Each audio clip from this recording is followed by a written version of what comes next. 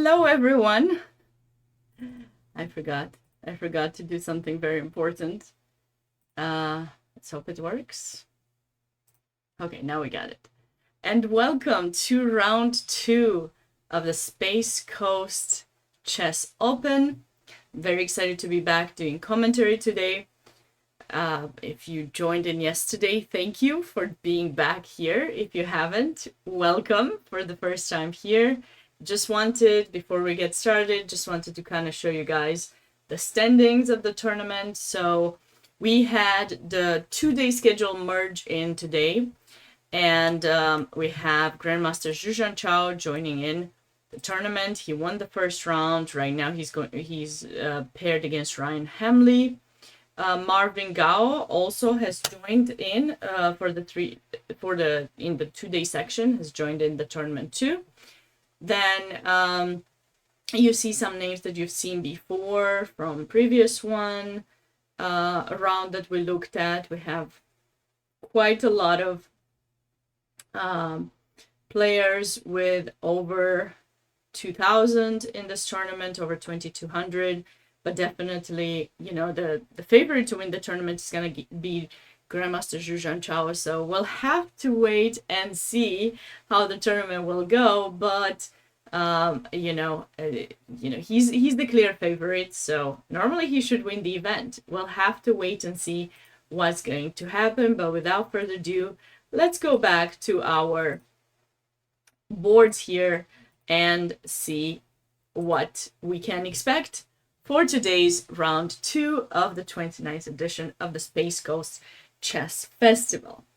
All right, so for board 1, as I told you, we have Ryan Hamley playing against Grandmaster Zhu Chao, and maybe Grandmaster Zhu Chao is not there yet at the game. Razvan, thank you so much. I appreciate it. On board 2, Vincent Stone playing against Gao Marvin. Looks like they have a Sicilian. And do we anticipate a d4? Or are we going to have some Alapin kind of idea with c3 and d4? We'll have to wait and see for this one. I tried to kind of go live a few minutes after the delay kicked in because, as I told you yesterday, there's a 10 to 15 minute delay in each game. The round started at 1:15 p.m. And so I wanted to leave a bit of time to make sure everyone is at the board. We get a couple of moves to talk about. But anyways, you guys are always welcome to ask your questions. Let me know what you want to find out. If you have questions of improvement as well, I'm very happy to talk about it. And then also, if you are interested in some other ideas different than the ones that the players are playing, then please feel free to ask me, and I'm here to answer those questions.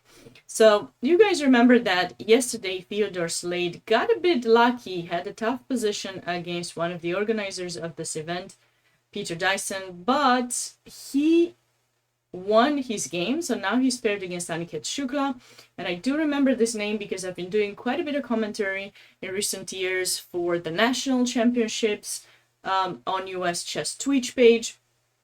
And if you're not following them, you should definitely give them a follow.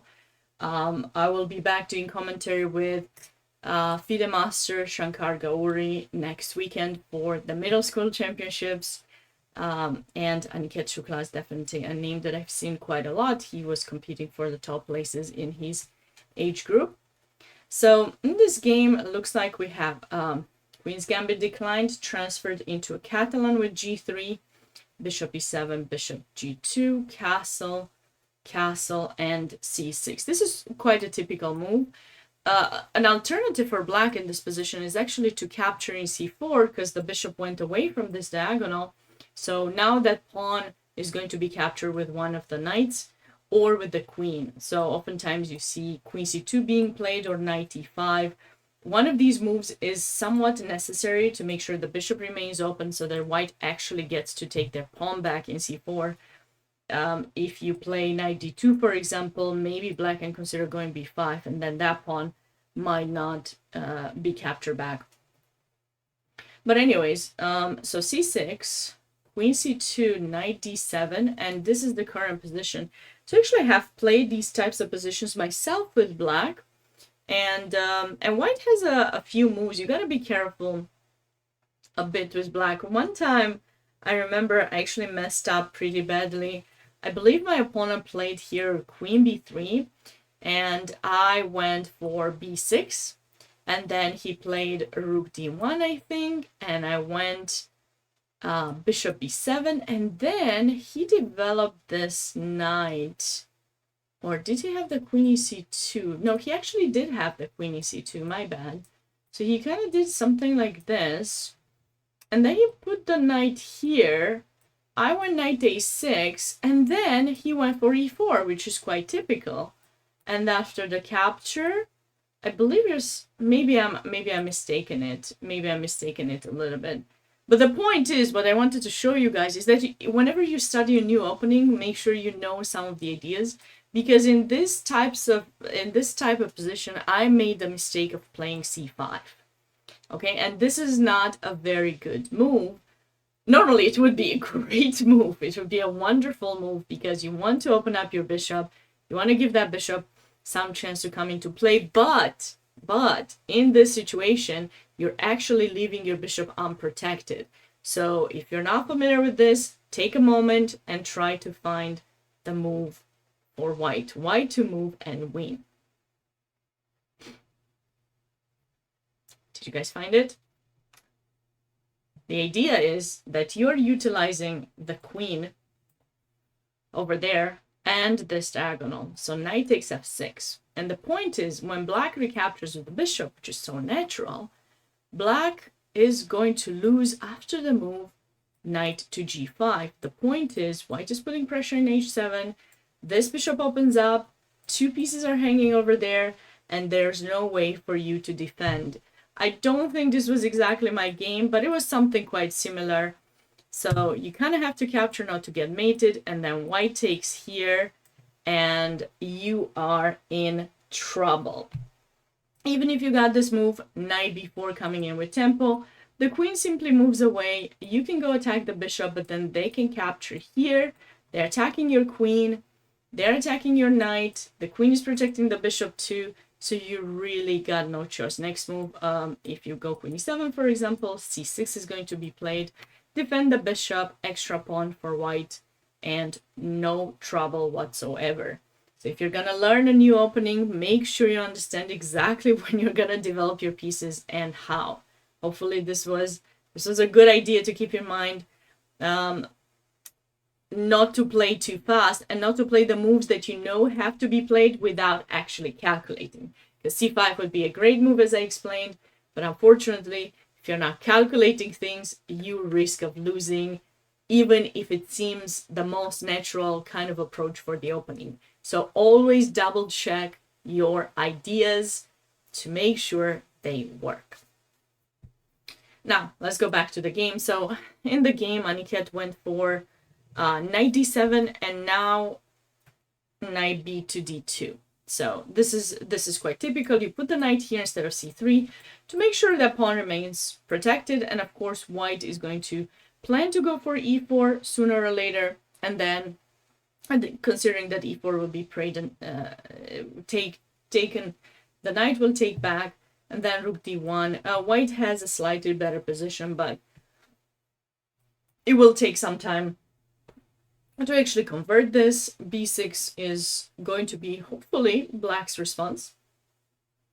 And the better thing for black is the fact that the knight is actually in d7 instead of a6.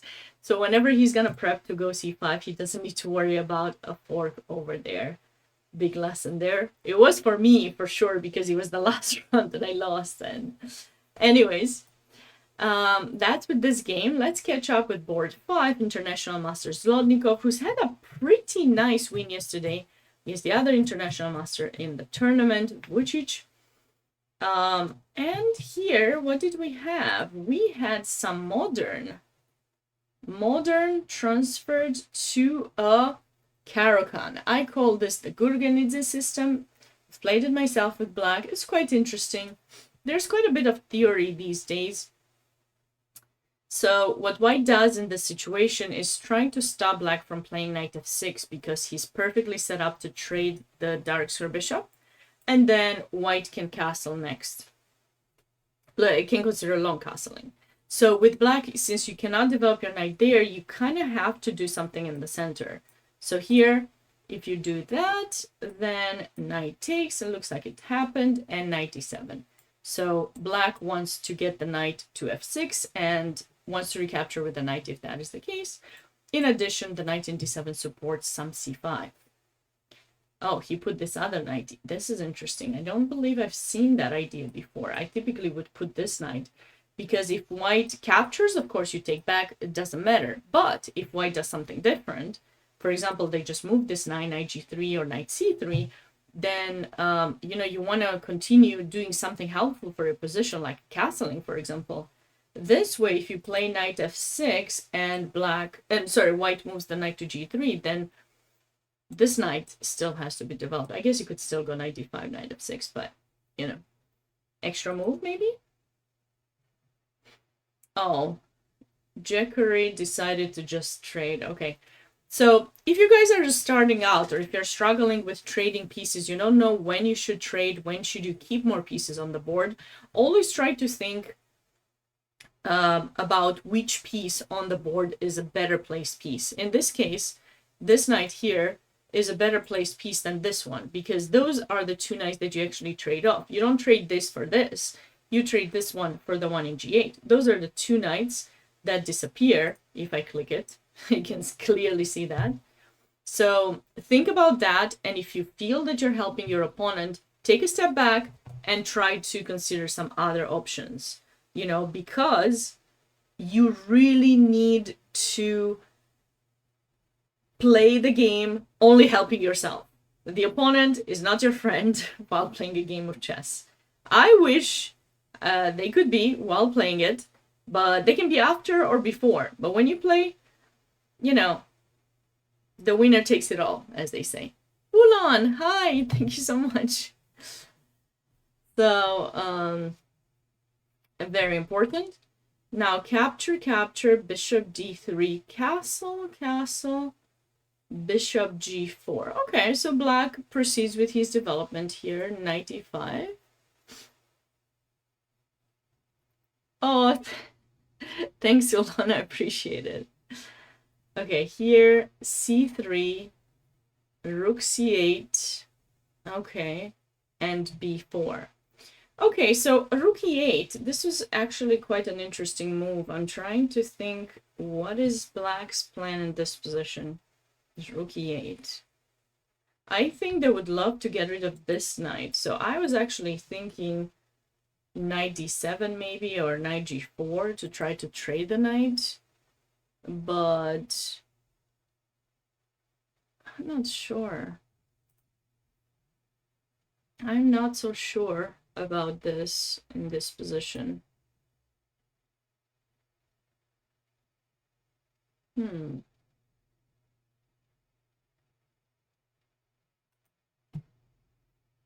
Oops. Sorry, guys. Wait, what happened? What did I do? I did something. Just Lover, hi! How are you doing? Great to see you here.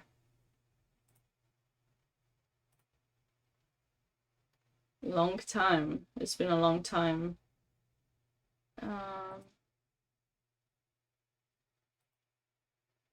Should we go 97? Maybe 97. And then you can take here.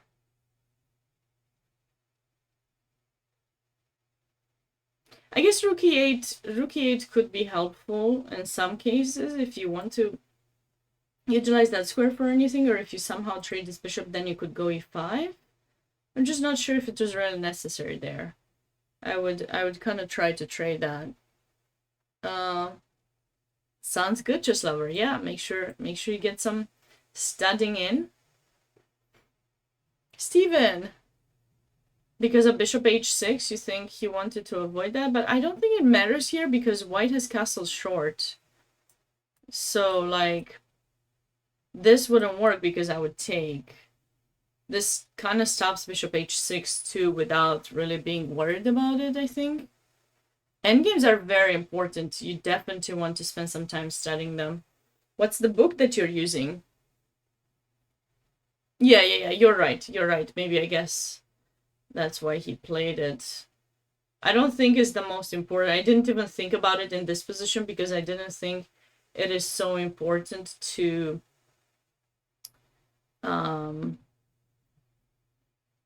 if you allow the bishop to be traded because of the long castle, but okay. You're right. You're right. That could be the reason.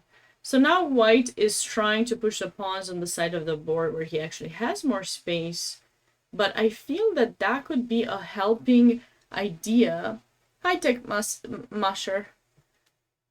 Another idea for black is to play some a5 and actually ask you a question because, you know, if you ever go b5, it is only black that's going to benefit from that. And now, I like the knight being placed here for sure. I definitely like the knight. It's quite nice. Okay, let's catch up with the final game and then start over because I think Grandmaster Zhu Chao came to the board. We had a Sicilian here, open Sicilian, a6, c4. All right, so white is trying to get a Maroczy bind pawn structure when you get to play c4, knight c3. I prefer those positions a bit more. They're more positional, you get more space, but you have to be careful for breaks that black is going to plan either one of those moves. At least in theory, that's what black should be doing because he's lacking space. So if he doesn't get a chance to push one of those pawns in the center, it won't be so easy for him. So knight f6, knight c3. Okay, nice development. bc3, d5. D takes c4. Okay. Well, this looks pretty...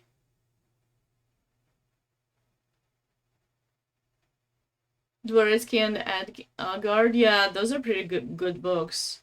Sam Shankland's book is also pretty good, and I think Agard has a one that complements the one of Sam Shankland's. I don't know the name, but I know Sam's is black and then Agard's is white. I didn't buy those books. I probably should get them eventually, but I've been spending so much money in to get chessable stuff, and then I don't get the chance to do them, which is bad. But I do like an old-fashioned book, you know, just sitting on the chessboard, setting up the position, and looking at them, trying to solve them without using the help of the engine or of the table base is very, very important. You want to try to utilize you know, the board as much as you possibly can. So let's see. So this position, I think I like white here.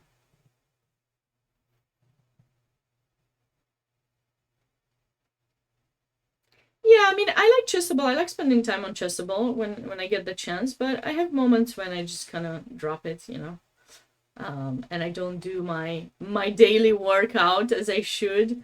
One time I thought I had this, you know, protect the protection thing. So if you miss a day, you're fine. But apparently I had missed a day and I didn't fix it. So I lost my, I don't know how many day streak I had, like 300 something days. I was doing it for over a year. Maybe I had like a day that I missed, a few days here and there, but it's life. It's okay. This is gonna be interesting because with an extra pawn, you know, black might be doing just fine here. I don't know why white made this decision. I guess he just didn't want to take here. Just let that pawn being captured. I feel that maybe he thought this would happen. I see. But you can move maybe the king. And then go rook c1. It's unpleasant. Yeah, Kanti has a pretty long streak. I just want to go back a few moves because I don't think this was supposed to happen. I mean, yes, the Maruti bind is typically used against g6, but was this supposed to happen that black got that move in? So if you go queen b3, can he actually take the pawn? That is the question I want to find out. Can he take the pawn? What do you guys think? I don't think he can take it, because maybe we can go here to stop him from castling, and if he plays d6, maybe this, and knight b5 is an option too. It gets a bit messy. It's actually, you gotta maybe note here, is there any game being played here? There were some games. Okay, so it looks like here, knight c6, knight takes c6, queen takes c6, bishop e2, and white eventually won. Two grandmasters playing each other, so this is quite interesting. This is a pretty interesting line. Okay, so black might equalize after this. That's why people usually in this position against this setup, which is like a Khan Sicilian, I think they go bishop d3 to make sure that gets protected. So if they want to go c4 later, they can. But it just depends what move you're going to play. If you go queen c7, I think they castle. Yeah, dark squares are a bit suspicious because black, in order to win the pawn, they have to give that bishop, but it is tricky. But it looks like white decided to give up that pawn here after d5. So it remains to be seen how much compensation he's gonna get. Wait, bishop e2. I would think bishop c2 to at least keep the pressure there, because very likely black would castle short, and then we want to go bishop g5 and, you know, get rid of the knight, put pressure in h7. Something like that would make a lot of sense. Okay, we'll be back to this game. Let's catch up with our grandmaster here. Looks like another Khan Sicilian. Let's see how black plays this, because I've seen this being quite popular these days. Knight c3, so Najdorf and Khan, at least those are things that I've seen. Maybe it's not as popular, but queen c7, bishop e3. Okay, so, you know, with knight c3, white is basically saying, okay, you know, I just want to keep my pawn protected. Yeah, Zhu Zhangzhou has, I've seen him played quite a bit in a lot of tournaments. I played him myself last year in Philly, but I've seen him anywhere from east to west coast, pretty much. He's registered. Yeah, I saw him register for Chicago. I was thinking to go to Chicago too. Maybe I will play. I was deciding whether playing this tournament or doing commentary. I've been doing it for 3 years now. So in the end, I decided to go for the commentary instead of playing. So queen f3. Okay, white has not chosen a very typical line, I think, or topical. I think bishop d3 is the move, because I've taught this not long ago. And then f4 or castle. So this is pretty normal for white in terms of development. The queen goes here, and then we gotta figure out probably bishop g5. Yeah.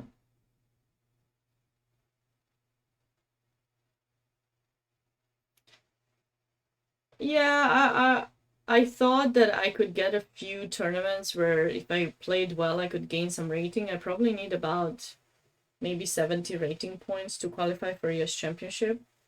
So I was trying to kind of see which tournaments I had more chance to play against stronger players, to see if my workout pays off, but sometimes it does not. Yeah. All right, let's... Ooh, wow, we got an endgame already in this game. What was this again? Sicilian. So we had only seen the first two moves. So let's see what kind of Sicilian dragon. Okay, bishop g7 accelerated. Did he get to play? Okay, bishop c4. Yeah, the Sosian variation. If I'm not mistaken, I heard once an interview with Bobby Fischer who was mentioning that this was a line that he was playing a lot, but it wasn't named after him because pretty much all openings gotta had a name. But I think that he said that this was a line that they were thinking to call after him because he was playing it a lot. He also played some lines with g3, bishop g2 in the Sicilian, by the way. So castle, bishop b3 is quite typical, so the d5 doesn't come in with tempo. Takes, aha. So this is how they got their queens traded. So who is better in this endgame? I like white's bishops. I believe white's bishops are slightly better placed than black's. And I do not like e5 at all. I feel that this move simply restricts the bishop. Yeah, you might bring it back through f8, but why do you need to make that move? I think black needs to figure out where to get this bishop out. Don't you guys think so? Yeah, that bishop is not doing so well. You need to get it into play. I mean, if you somehow magically could play this, that would be great. But, you know, you can't do that. But maybe you can start by playing b6 and see how white chooses to approach the position. White probably doesn't need to castle. They can go rook d1 or king f2 and then rook d1 and trade rooks and, you know, something. But, you know, the bishop can come to a6. It doesn't do much, but at least it restricts a bit, you know, white's placement of the pieces. And, yeah, something of that kind.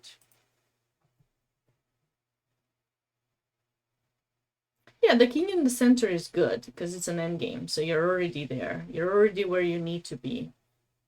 So he decided to trade it. But now he might struggle with this pawn in e5 since he put it there. Here.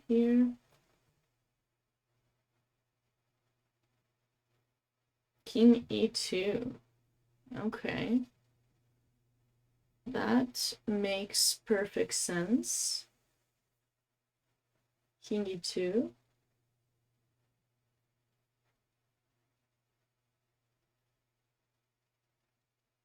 Okay. Now the problem that black is facing. I see what happened. So white wanted to take the pawn, but he falls for this check. So that's why he played king e2, because now he's controlling the square. So if the rooks get traded, this pawn is gonna hang. So black has to be very careful on how he wants to deal with it. The problem is if you play a move like b6, you're actually inviting a4, a5, and the point is white does want to find a way to open up the bishop, and they will. They will find a way to open it up. That's important. The knight in c3, it's not doing so great, but eventually it will be improved. I mean, if we can bring it to c4, that's where we would like to bring it. So eventually knight b1, a3, or d2, c4. But first, let's figure out what we're doing with the rooks being on the file, and then we can deal with the knight. But if we get a5 in and we take, then the knight could also go through a4. So we're not in a huge rush to move the knight from here. I'm not sure I was happy with black's choice of playing bishop e6. I think this was a bit rushed. Yeah, maybe you want to trade that bishop because it's not doing so well, but that move, to me, simply shows that it's just helping. It's just helping him.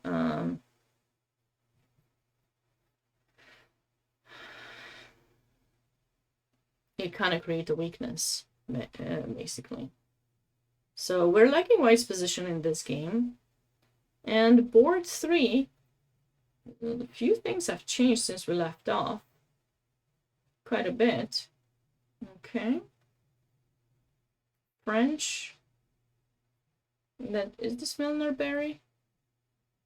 Rook e1. Okay, Milner Berry is something 92. So black didn't play the queen in b6, and as you can see, white doesn't capture the pawn back. They could just take, but they don't want to. In this situation, because probably knight here, and you gotta deal with that c2 square and the loss of your light square bishop, And for those of you who, know pawn structures or close pawn structures, you want to look at your pieces, especially your bishops, and see which one of those you might want to trade. You obviously want to trade your bad bishop, but that one in the French for white is the best bishop. It's a good bishop. It looks toward the king, and you don't want to risk of losing it.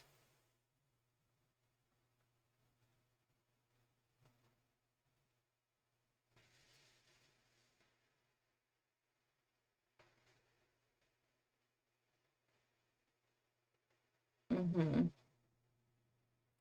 So black couldn't hold anymore, and he decided to take the pawn. So now he has an extra pawn.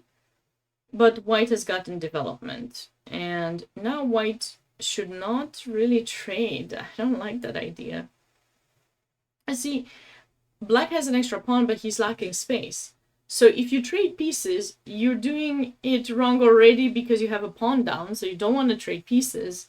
But in addition to that, you don't have black doesn't have space. So you trading those pieces, you're basically helping him, You're just helping him. And why would you do that? Your opponent does not need to be helped.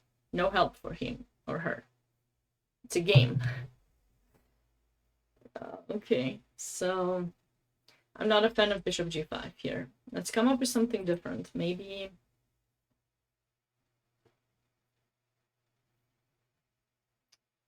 what to do.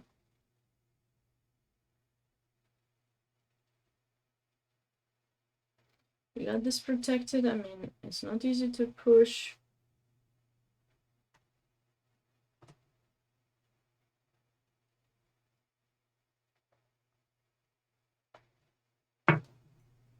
Maybe we can play some a3,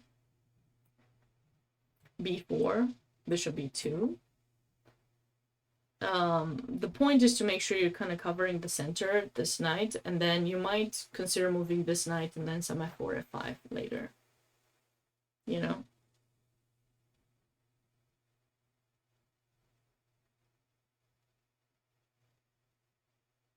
Knight e2, f4. But you're not attacking, like you normally want to attack with pawns, Or this bishop g5, you know what? Even this, if he plays this, I mean, the idea that I'm thinking of would be maybe h4, because the point is, okay, if the trade happens, you take with the knight, and at least you have some pressure on the king. Very likely black will remain with the king in the center or castle short. But in the French, people typically remain with the king in the center, so this could be kind of a helpful idea, Takes h4. Okay, so that's what he wanted, but I'm not so sure.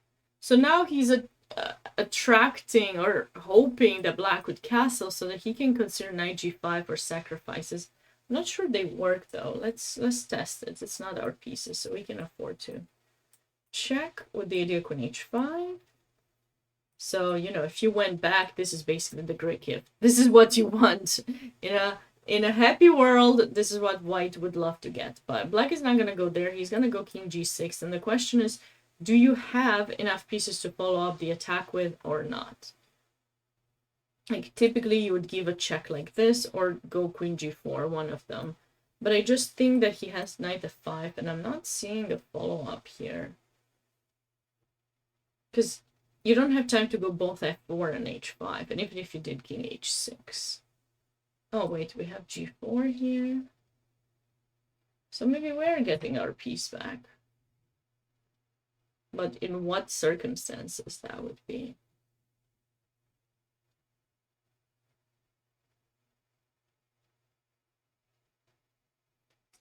Knight e2, f4 actually could work here too, but I don't think it's enough for white.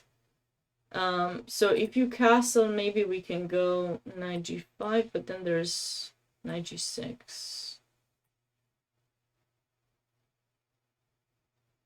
Keeping some pressure. Okay, but we're already thinking way too ahead because black's intention is not to castle. I don't believe he will castle just yet. Whenever, that sacrifice is possible, you can just say, you know what? I don't want to castle. Might as well just stay this way. Maybe I'll play f6, just trade the pawns and such. Yeah.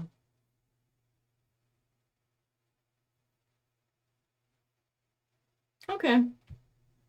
We'll be back to this game to see whether white is able to build up any kind of attack. Of course, the position is a bit uncomfortable for black due to the space, especially this bishop in d7. But if he finds a way to get rid of it, to trade it typically, would love to play some bishop e5, then black would be fine. I was thinking, like, usually they go queen b6. I was thinking, would this work? And then try to get the queen out, and maybe that would allow some a4.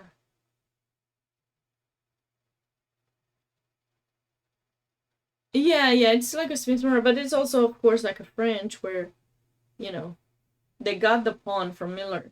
Although in Milner-Barry gambit, this was not Milner-Barry because black never played queen b6, which is interesting. So I'm trying to think whether he still wants to do it or not. You know what? Instead of taking it at knight, I was thinking maybe this and f6 could have been an option. But he was probably thinking he would be staying on the pin. So if you play f6, you have to be mindful about the knight being able to capture here. You always have to keep in mind as you're playing the game, when you see a rook placed on a specific file, you want to make sure that that rook won't have the opportunity to get opened and then, skewer you, check you, utilize a pin and win some piece. You have to be very careful for those things. Okay. This game has opened up quite a bit since we left off, so bishop d6. So see, this is the thing that I'm thinking about, that is it possible that black has lost a tempo in this case? Because I was suggesting b6, right? So similar to the way I showed you that my game went, but here, now you want bishop b7 and stuff, but here I'm not sure. Takes, knight f6, queen e2. I think black has lost one move, and it could matter.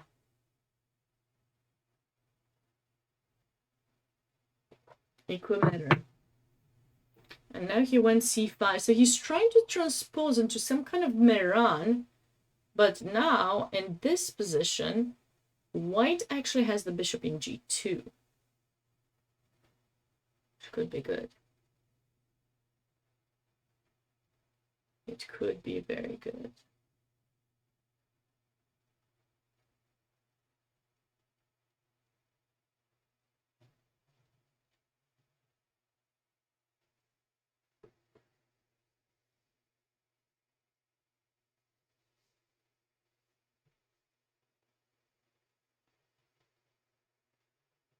Okay, so bishop h6 happened, as Stephen mentioned earlier.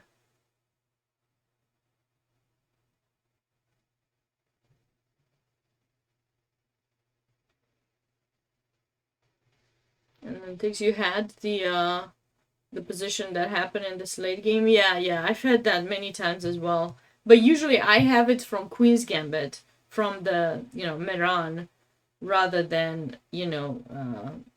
Catalan. So it would be a bit different technically.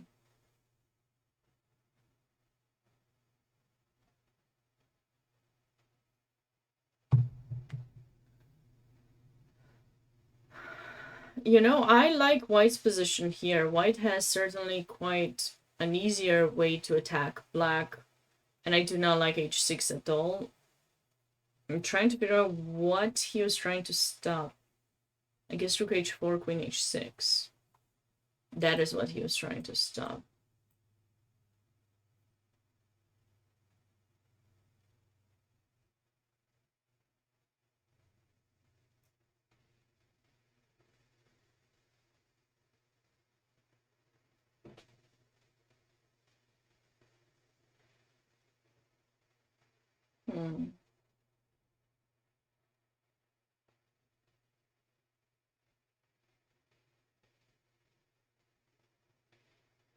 And then not much has happened in this game. So we have some very interesting position in today's round 2 of this 29th edition of the Space Coast Open.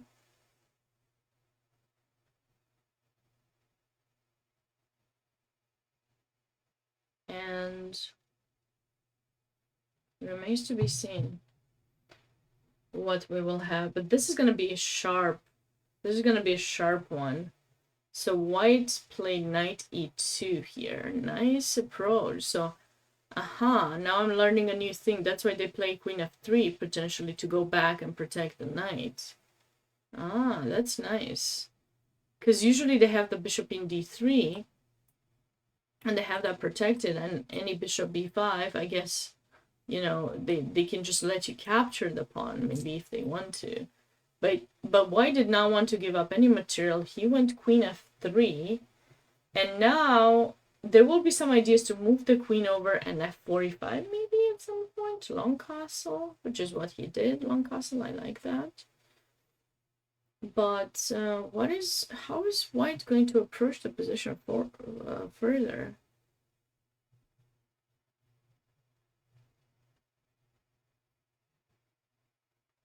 Hmm.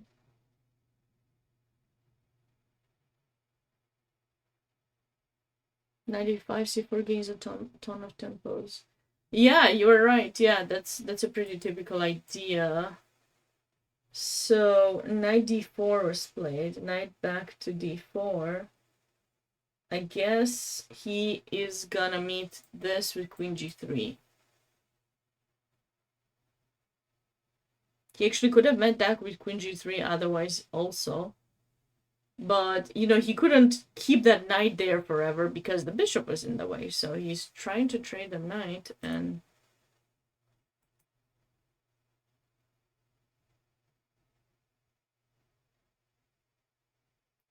yeah. And now I think for white you probably want some g4, g5. And then move the queen away. I mean, but you don't want to trade queens. So Ryan is going for an aggressive approach against the Grandmaster. Why not? This is your chance. I like these kind of games where people are playing with confidence and they try to make the best moves, and even if they play a stronger player, they try to not to think about that and just play like they would normally do. I like that. Going back to this... yeah, you remember from before I told you that I didn't really like Black's approach of allowing the light square bishops to be traded, because now I'm not so sure what's going to be the end of that bishop, like what will happen to it. So basically now rooks get traded, and then if the rook takes, then this pawn hangs. If the king takes, I don't know. I guess that's what he wants to do. And now the rook is bound to stay and protect that pawn. So maybe we can try to improve the position and get the knight, push this pawn, knight b2, c4, as just Lover was saying. That we need to improve the knight, or maybe we can just go a4 first, a4, a5, b4, and then bring in the knight to c4. And that actually stabilizes the position with that pawn in a7. Or if you push a6, then we'll have that outpost potentially for the knight to come like that, or the bishop to go, and then, you know, black will never get the rook on the d8 square. I would personally trade and go for something like that. Just gain a bit more space and just wait and see how black is planning to deal with that situation. Okay, so we were wondering what the plan would be in this one. Sounds good, just Lover. So here, g3 and queen c7.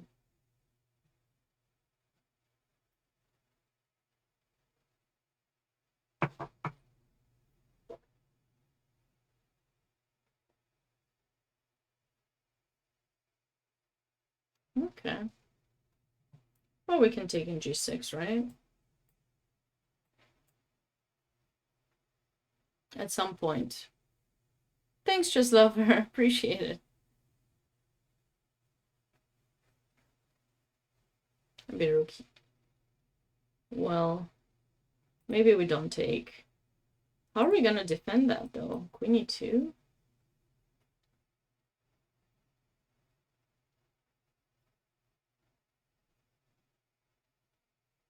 Now we can try some h5, knight g5.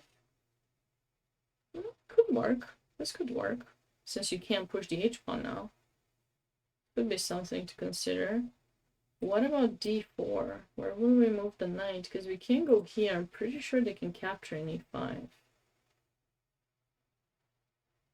I would love to go in e4 because, you know, white would want to infiltrate with the knight in d6, right? That's an outpost. You want to place it there. But yeah, it's not so easy. Not so easy at all. So Theodore went for rook d1 and then bishop e3. Why didn't you go bishop g5? Maybe just h6.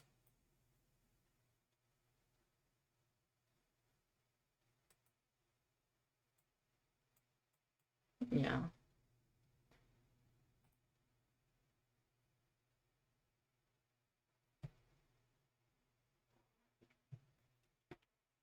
Remains to be seen.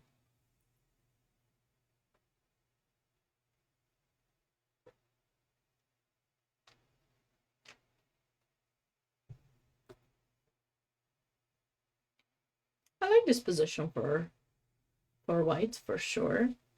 But you have to think very well how you're going to approach this, because it's very easy for the advantage to go away. You know, you have it, but you also have to think, okay, what should I do? How should I set up my pieces? I don't want the advantage to go away. Here, after bishop e3, black captured.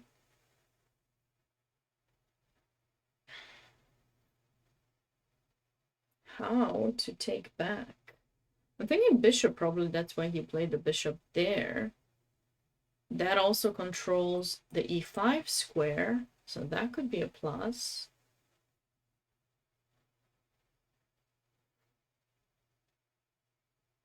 That could be somewhat of a plus for him.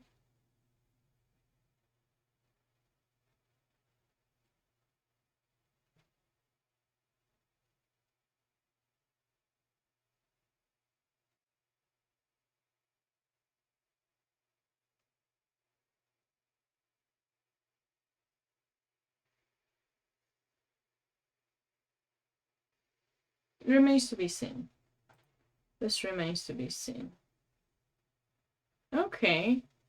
So, International Master Mikhail Zlotnikov is getting ready for a defensive idea. But look at the position. This calls for some sacrifices. Can we see anything or not yet? I wish you could capture in g6, but I don't see that working yet because, you know, black takes here and you don't have sufficient pieces probably. But it's an idea that it should come to mind, and you should try to think how you can improve upon it. So knight f6. If we go rook h4, rook h8.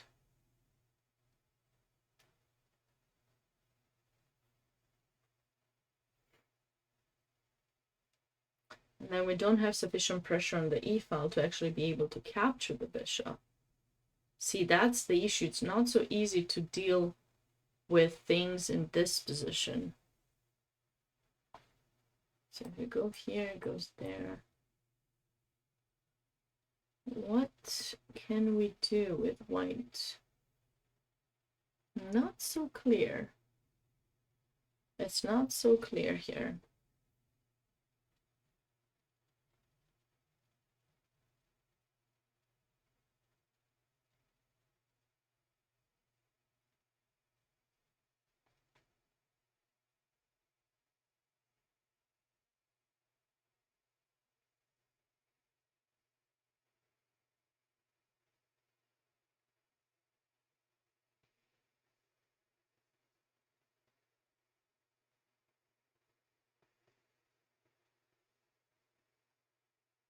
Hmm. Knight f6. I want to sacrifice somehow. Yes, we could technically go back, but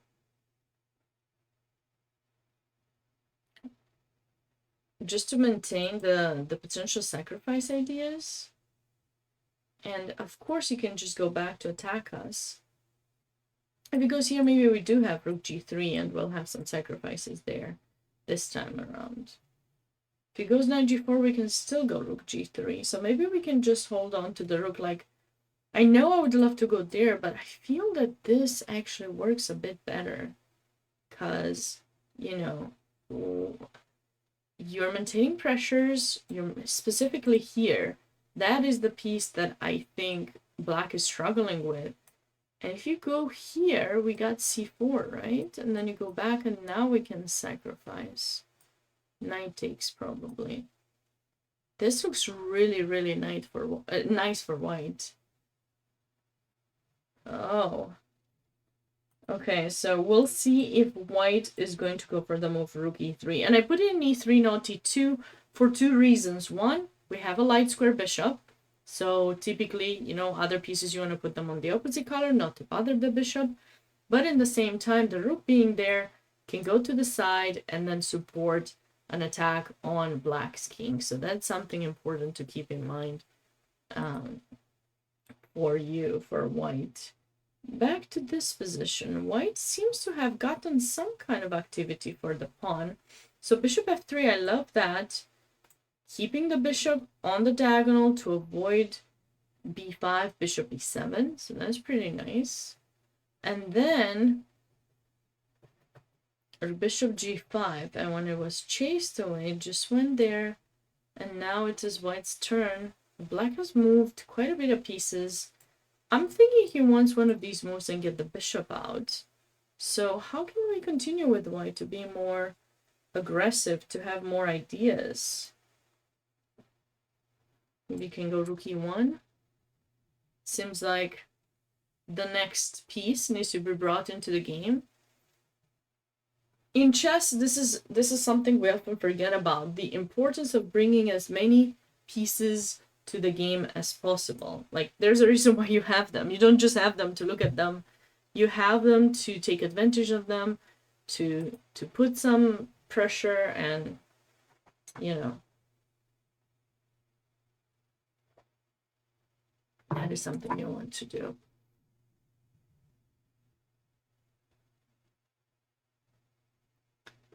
I think this is looking quite nice for white. He's got the compensation after rook e1.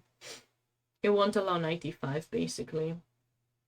He will play knight f6 very likely after rook e1, and then we need to see how we bring even more pieces. Maybe rook b1 as well, and just to try to hold on to that pawn there, and the bishop for not developing. This reminds me of one of these games that I like so much by Tal, where he's just able to restrict his opponent quite a bit. All right.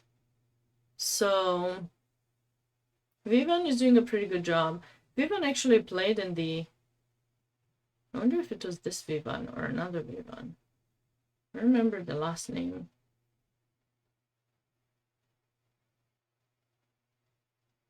Because he played in the elementary championship. I believe it was this Vivian. Okay, back to board number 1. Nothing has changed since we left off. So Ryan has a pretty nice setup right now, and I'll have to wait and see if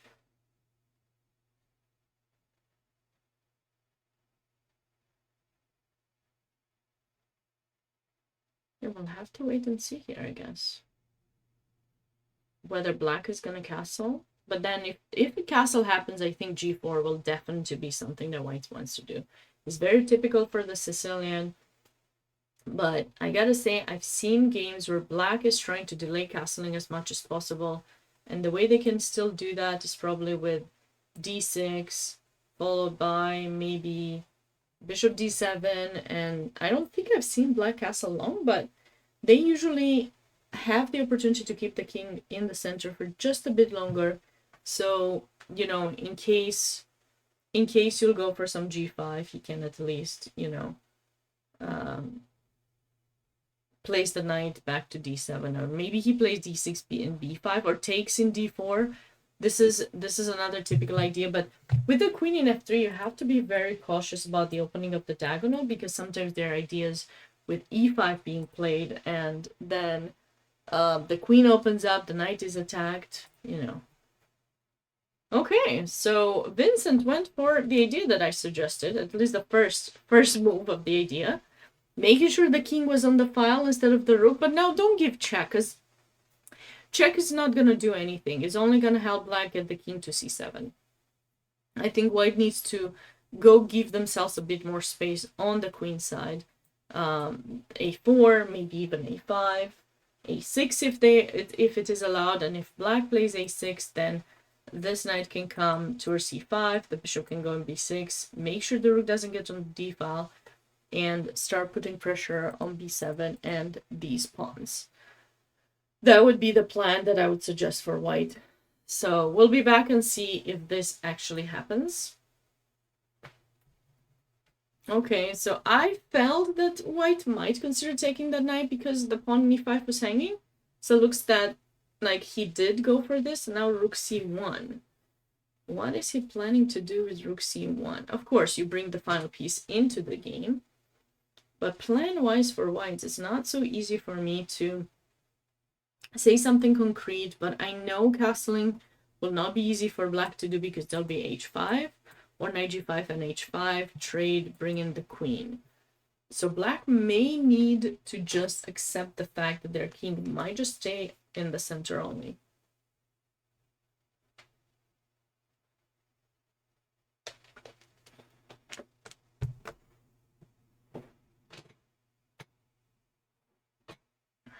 Okay.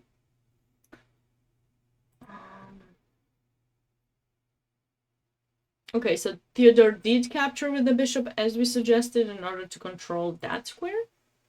So now if you go d5, we'll just take it. Of course, you can't. So bishop c5. And now this is another position with a possibility of trading, right? So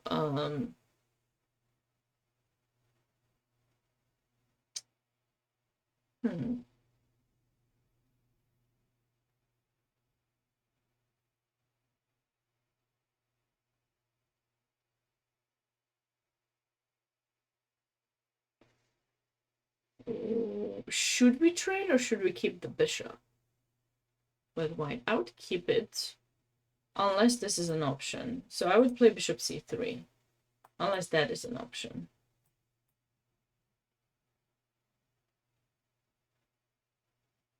It is an option, kind of. So maybe we don't do that. Maybe we can just do something different.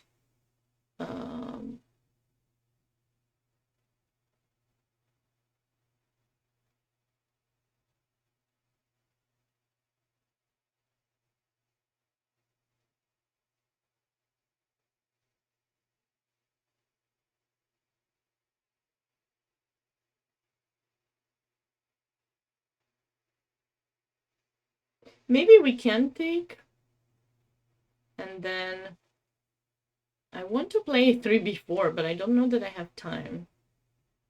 Because any a3 will be met with a5, in my opinion.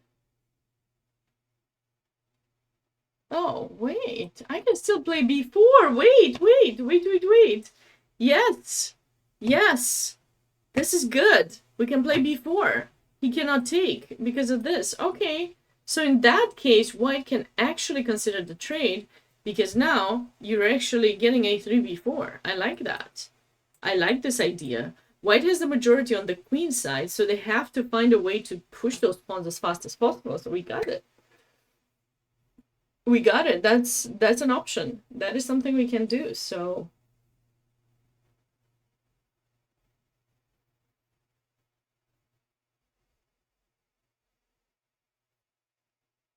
Okay. All right, this is an option. Let's come up with something different as well, just in case he doesn't want to do that. He doesn't want to do it. Maybe just a3 directly, and then if you take, knight takes. But then a5 is possible. You know?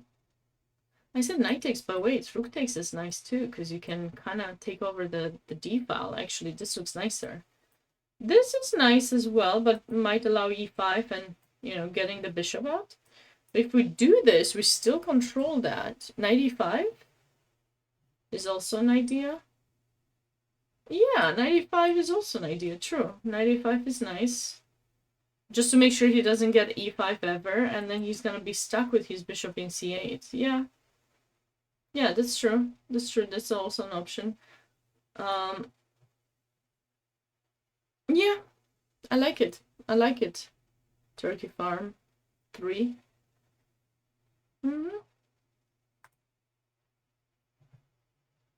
So as I told you earlier, I felt that black is, you know, is not so good. There's some lines where even if tempis don't matter from the standpoint like you're not gonna lose anything, it still could get you to be in a slightly worse position. So you have to be quite mindful about that. What's happening here? What is happening here? He did play rook e3. That was my choice, you remember? Rook e3. I like this move. This is a really nice move. Just holding on to the pressure on the e file because you want to capture in g6, not with the bishop, with the knight, but because you have the bishop, you can capture the knight, and if the pawn takes, you take in e6. So that way we went between a pawn and just have an overall pretty good position. And now if you choose to attack the rook, go back here and say, I want to draw, let's draw, you will say, no, I don't want to draw because my pieces are better placed. You are somewhat crammed up. Nothing has happened with this rook there. He moved it earlier in the game to avoid the bishop trades, but then he didn't avoid the bishop trades when it actually happened. So like in this position when white played bishop h6, I mean, you would think that this is the reason why the rook e8 was played. If that wasn't the reason, then rook e8 was just a waste of time. And as I suggested, I believe it is very important for black to get rid of this knight. Knights in e5 are so unpleasant, and you can see it if you've ever studied some isolated pawn positions, IQP or Isolani, how it is also called. If you study those things, you know a knight is going to be supported to go to e5 when you have that pawn in the center. So if you have the option, you need to get rid of it. That's my approach. Just get rid of it fast. Don't let it there. And okay, be sure to consider how you're going to get rid of it, because, you know, sometimes a pawn in e5 can be even more dangerous. But, you know, definitely trading, I think it's a pretty good kind of approach to trade. So, yeah. Okay. All right. So he kind of messed that up. Welcome back. But now he has to be very careful. And by he, I mean black. Black has to be very careful in this position because, you know, what do you do? What do you do here? G5, E6. G5, E6? What? Oh, G6, E6? G6, E6. You mean losing G6 and then E6? Yeah, those are the issues. You can't go bishop d5, and you don't really have another placement for the bishop. You also don't have c5 break. This b4, I didn't think much of it. I thought he wanted to start pushing the pawns there, but actually b4 simply stops c5. At first, I thought it wasn't so great, but going back to the position that actually happened on the board, I'm liking it quite a bit. It was a very, very wise decision by white to stop black's plan. And now Now it's not so easy to figure out what to do.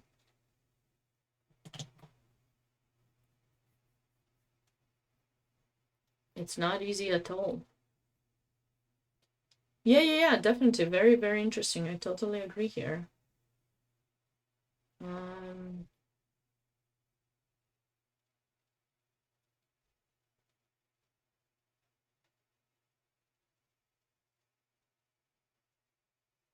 That h6 move hunting black. Yeah, definitely. You know, you think you stopped something, but if you make a pawn push, you always have to think of the consequences.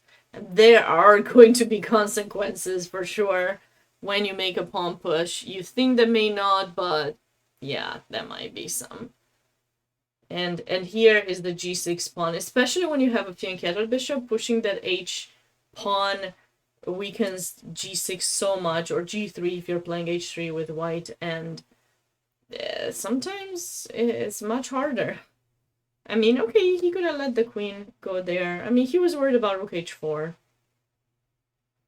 In this position, rook h4 was definitely, the play, but you can always go rook h8. I mean, it's ugly, but at least you're stopping the mate. There's gonna be no mate, Maybe you can play h6 here. Not ideal, but at least his rook is kind of stuck here and is not staying on the file to put pressure and threaten some knight takes g6, at least that. But here I'm having trouble finding some plan for black to create some kind of counterplay. c5 is not possible, maybe only a5, but you know what? I think a5 can be met with a3, takes. You got nothing over there.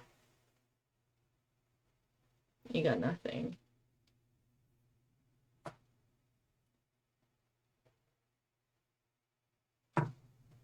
We're having very interesting positions today. Back to this game. So white did not go for my choice, which was rook e1 here. He went for knight f5. Actually, there are some serious threats with this move too, potentially sacrificing in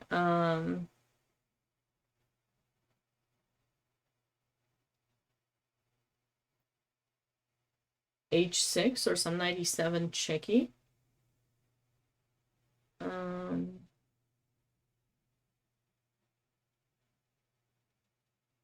So what else? What to do? What to do here? You play knight e5, and now bishop e4. Just keeping the knight in f5. Actually, this is wise. Just keep it there, threatening knight e7, knight takes h6, maybe considering getting in the queen to h5, even if g6 is an option, probably white might be fine even with allowing the trade. Okay. There could be something. There could be something good for white here. How is black going to develop is my question. They're facing a hard time developing their bishop.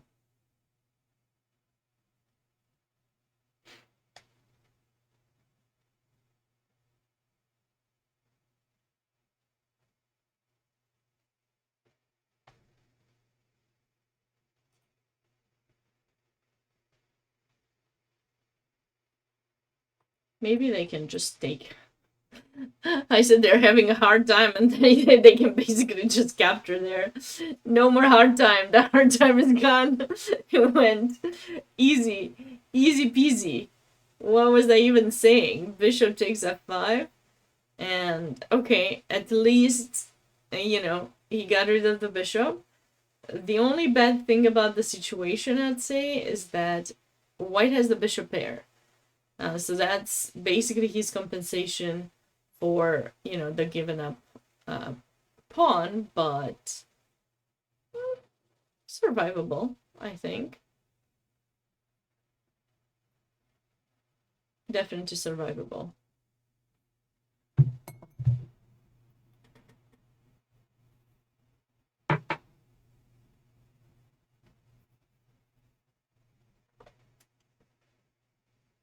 And then maybe we can just go... I don't like this bishop in h4. I can't even go back knight f6. But I don't want to leave the knight here because you're actually threatening something like that at some point. And I can't go rook d8. Maybe I can go rook e8 so that I can have this move in case you attack my knight. You're surprised? Why didn't play knight e5? When? Oh, after knight e5, knight e7 check. King h8 and then? Knight d5. But what about your bishop? What about this?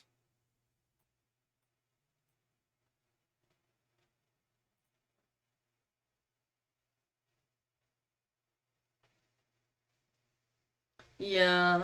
No, it's okay. I mean, even if that was impossible, I think I could just move my queen somewhere. Or you think you're saying I don't have a good square because of bishop e7?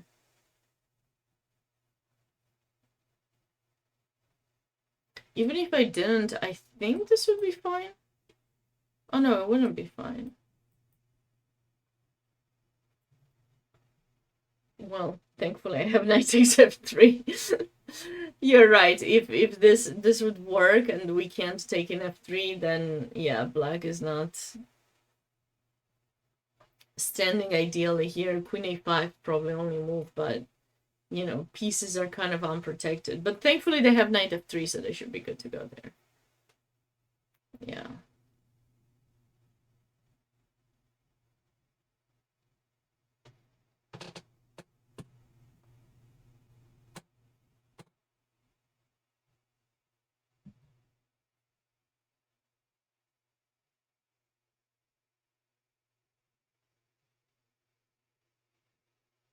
Okay. All right. Circling back to this position. So black decided to castle. Are we going to see the move g4? I want to know. g4. G. Let's go. Let's go. I'm all for this move if it works. I don't know if it works because of this, but I said we have queen g3. Yes, attack like Judith. I agree. Let us go. I don't know if it works, but I don't care. I would go for it. Knight takes g4. It's fine.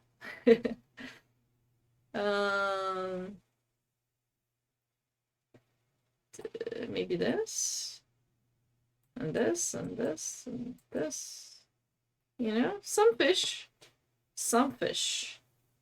is gonna, something's gonna work. Something should work. I mean, we have to. If you don't go g4 here with white, your queen is kind of cramping your position. It's not an ideal square for the queen. d5 will be possible, so I think you have to go for it.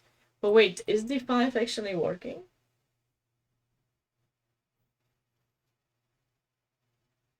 Maybe it is. Takes. Takes.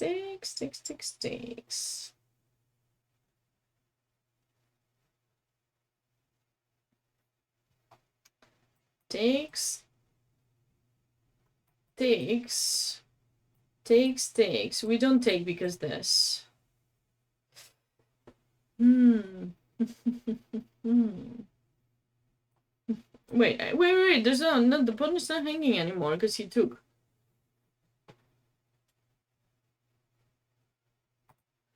You can also play just queen g3. Queen g3 in this position. To go for the trade? I mean, we saw Sicilian yesterday where black had pretty big chances to win. Sicilian where queens got traded. It was different than here. It got traded in c5, but and black had the file. But still, yeah. I guess you make a point. So if bishop d6, I guess you want to go f4 and try to get e5 in or something. But then there's knight h5. No? Don't you lose a pony? I think you lose that pawn.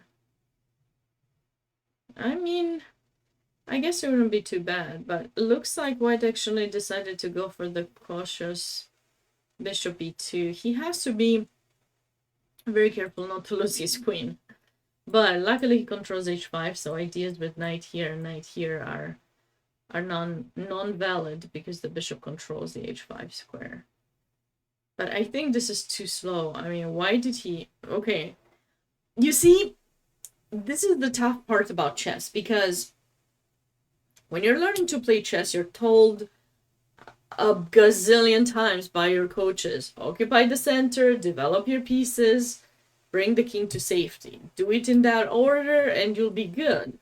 But sometimes, based on what your opponent does, you actually change things around. You don't need to develop all the pieces, because maybe some of them don't have a clear place where you want to place them on. So the bishop in e2 looks great there, but it would look even greater if it could have been placed here and then with an e5 idea. Sometimes it goes to c4. So when you're not so sure where you want to place specific pieces, you might change the order in which you do things. And that is something that people forget about, you know? They totally forget about it. And they don't know which approach to go for, so they go for the safe bet one. And safe bet only refers to following that thing that you learned, but it could be actually something very different. I'm liking. I think black is fine here.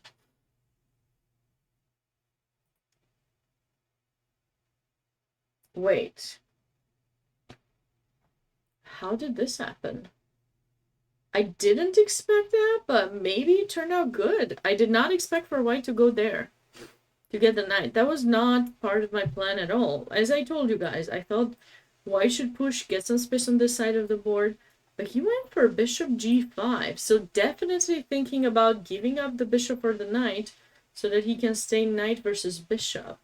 But how good is that situation? The problem is you don't have an outpost for your knight, so it might not be so great if you think about it.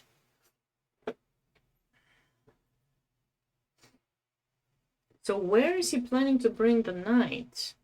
Because, yeah, the knight could be better than the bishop, but I don't really see an outpost. I mean, this would be the place if you're thinking of some place. Because you can always go a4 and ensure the knight. Maybe do that to put pressure. Where is he going with knight f2? To g4, bishop g7. And then he will kick you out with h5.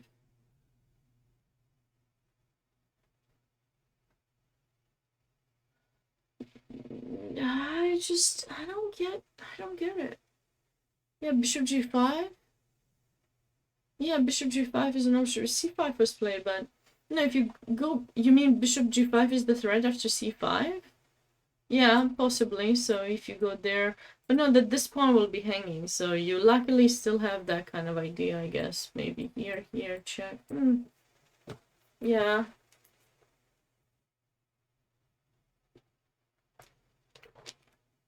And white doesn't have time to play g3, h4. That is true. That's why I would have preferred to keep my bishop. Because black is struggling with the space, and again, you don't have an outpost for the knight, so while your knight might be better than the bishop, you don't actually have an outpost for it. So, you know, I mean, that's something you have to keep in mind.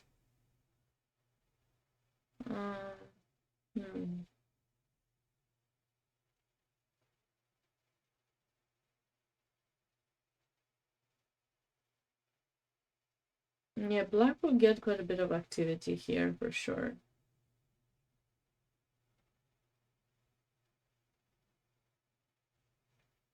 We'll have to wait and see how this game continues. Nothing has changed since we left off. Looks like Joseph's been thinking for like 30 minutes in this position. That's a bit surprising. That's a long time to think about in this position. I mean, okay, it's not easy. Maybe he's deciding what to do with the king because he probably doesn't like castle, but... Oh, in the other position? Sorry, in this position you're saying rook d1? To trade? Yeah, you're right, you're right. You do play for two results if you go rook d1 and black trades, sure. You could try that. But this move, no, no, no, no, no. No, no, no, no, no. That's not wise. I don't think that's wise. Because that will allow bishop g5 now. But, well, I guess it's kind of the same. But after rook d1, I think there's rook d4. I don't need to, right? I don't need to trade.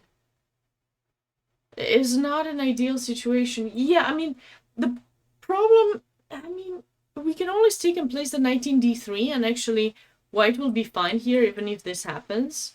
You know, because the knight blockades the passed pawn. We got all the pawns on white. So we're still playing for two positions, but two results, like draw or win for white, but it's not so easy. This is not the kind of move that you want to make normally. So I don't know. I mean, or maybe it is. I mean, it could be. I don't know. Let's look at it some more. c4. I didn't think this is the kind of move you wanted to make because... But maybe here it works considering that the d4 square is not... He cannot maintain a piece there, and when he gets the pawn, you know, it's knight versus bishop, which is anyway something that he wanted to get, right?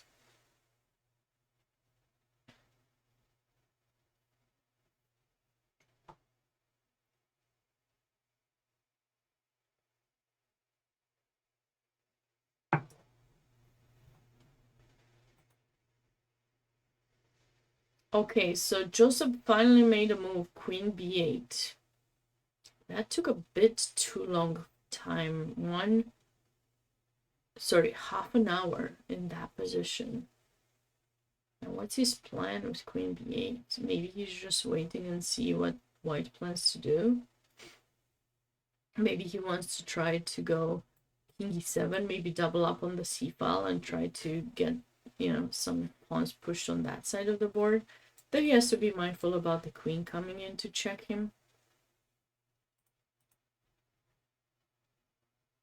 Maybe he just wants to move this knight and he just couldn't move it earlier because knight takes d5 was potentially some kind of idea. I don't think it was, but maybe knight e4, knight d6 was what worried him. So for example, let's just say, I'm just thinking, if he wanted to do this to bring the knight there, maybe he was worried that this was an option. Because now if you take, we got this check first, and then we take. So we've traded everything, and now the knight has infiltrated, and the rook comes in. So if that is what he wanted to do, it makes some sense why queen b8 was played. So now you can move the knight without being worried that, you know, this knight will ever make it to d6. This is something you want to avoid, because now with black pieces, you don't have the dark square bishop anymore.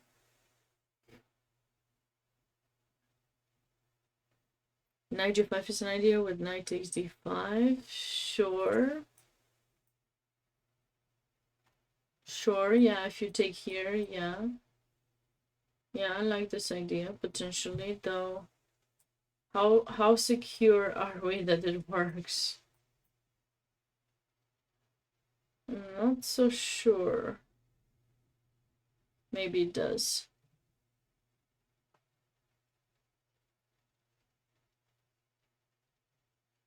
Maybe it does.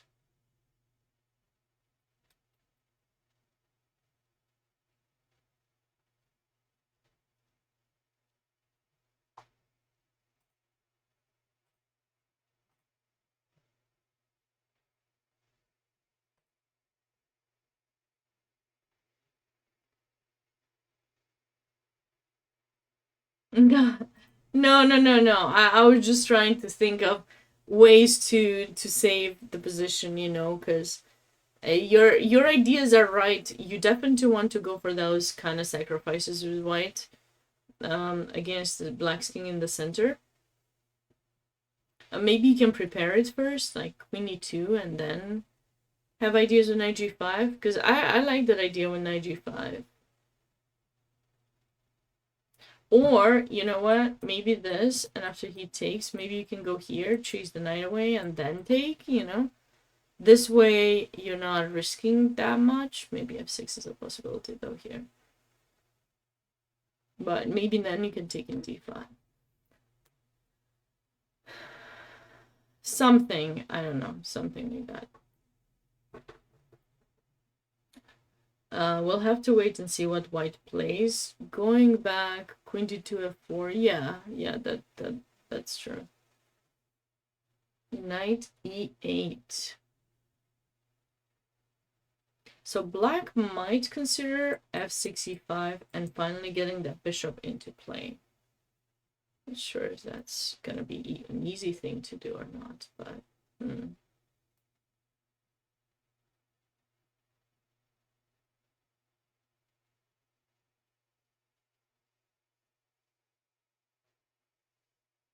okay.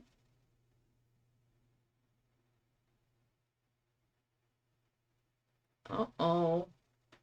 Uh-oh. I'm seeing some unclear stuff. Rook g8. How is rook g8 stopping knight takes g6? How is it stopping it? Knight g4?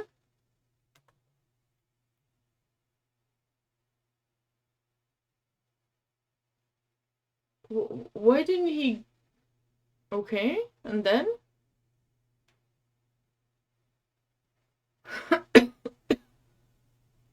No. No, rook h3. No, because I'm threatening nothing. h6 is protected by the knight in g5.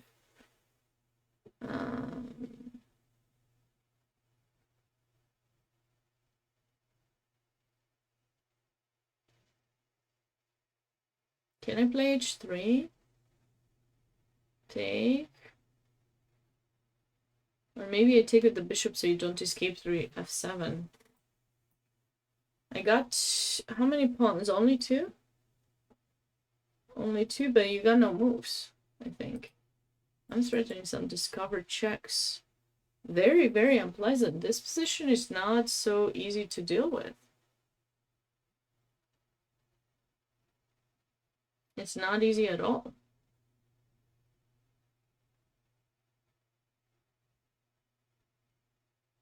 So he did not go for this knight takes g6.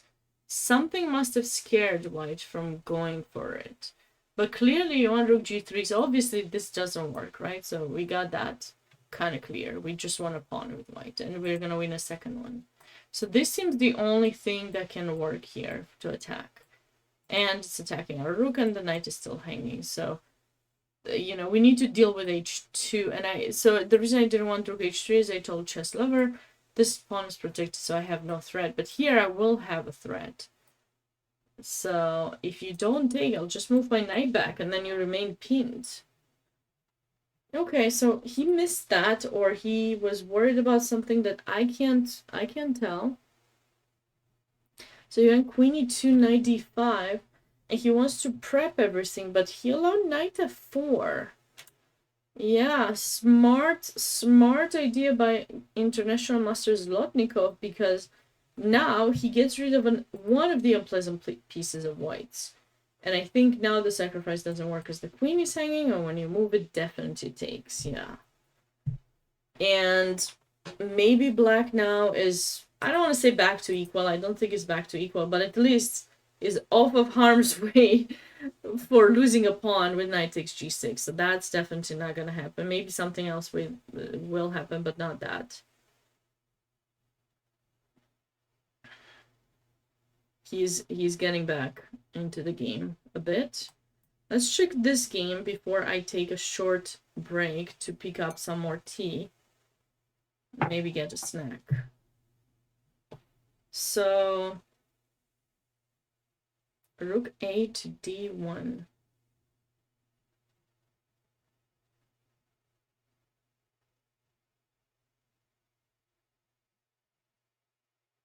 Okay. Yeah, this is not bad. Rook a to d1, bringing a new piece into the game. looks like black followed through with the idea that I had suggested. Rook e8, knight f8. Just to avoid some queen c2 and, you know, that knight didn't have where to go and you would have to play g6 or knight f6, which would allow, you know, capture with the bishop. Then black's pawn structure around the king would be pretty weak. So this was a very smart and prophylactic idea.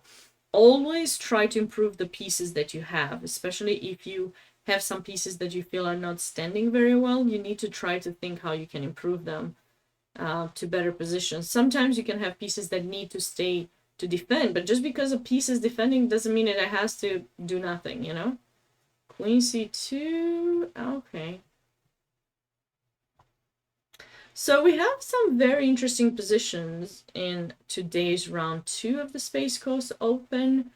It's still early to tell who's gonna win what, but we will keep an eye on all of these games and try to see how they will go. A few more moves have been played here. I like what black did. Capture there and then d6. Oftentimes you see this trade, and it actually, I think sometimes it helps white a bit because the bishop here could have potential threats on the diagonal, maybe capturing there. But when you do this with black, you're also opening up the c file to put pressure when you go b5, b4. So that could be a plus. So we'll have to see here, definitely bishop e3, bishop e6. Black's going to have a plan either with that or push here, rook c8. He might put this rook in. But white, I don't know how white is gonna do something here. Okay, he's got this move that's a threat in one, but that can be met with knight e8, and I think black is fine over there. And then there's not so much you can do. So I'm gonna leave you guys with this position to look at. While I take a short break, and I'll be back in a few minutes. But you guys have the link to the games as well if you want to switch to them and see what happens. And I will be back shortly. Maybe I'll bring Regina to say hi. Thanks for seeing. Thanks for staying close. I'll be back shortly.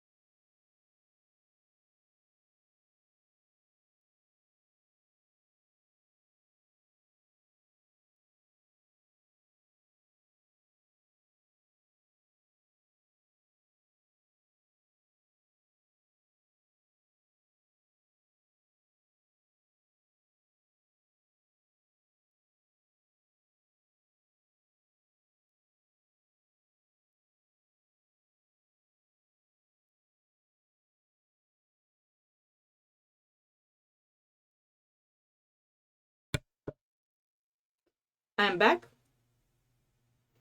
And I brought a guest. I brought this cutie.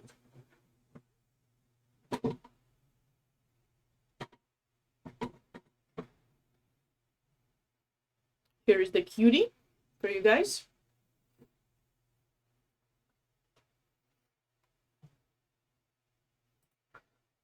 Looks like this was played when I left. But I think White's play is a bit too slow now. So he's basically trying to go take, maybe want to trade the bishop and then remain this knight versus that bishop.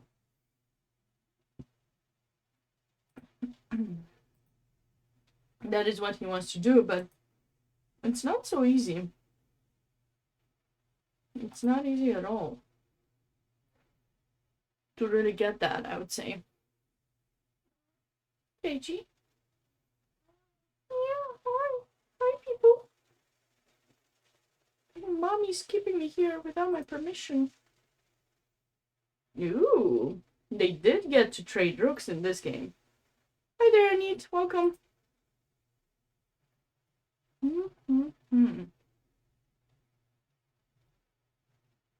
So this actually happened as we kind of predicted. I find it interesting that White chose to blockade that pawn with the king. As knights tend to be better blockading pieces. Besides, I would have kept the c5 pawn under attack. Maybe White can actually consider some f4 e5 idea as well. Doesn't need to play king d3, or maybe he wants to play king d3 and then some f4 e5, though, you know, Black can play e5 himself, and then maybe it's not so easy.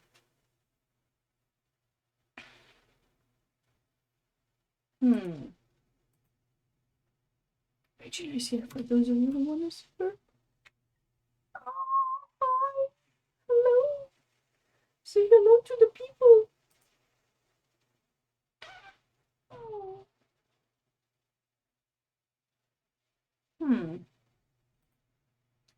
Reginuța.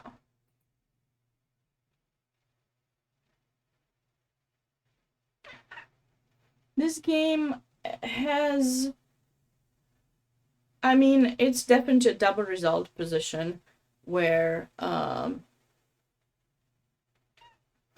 e5 is an option for sure. He's thinking ng4 e5.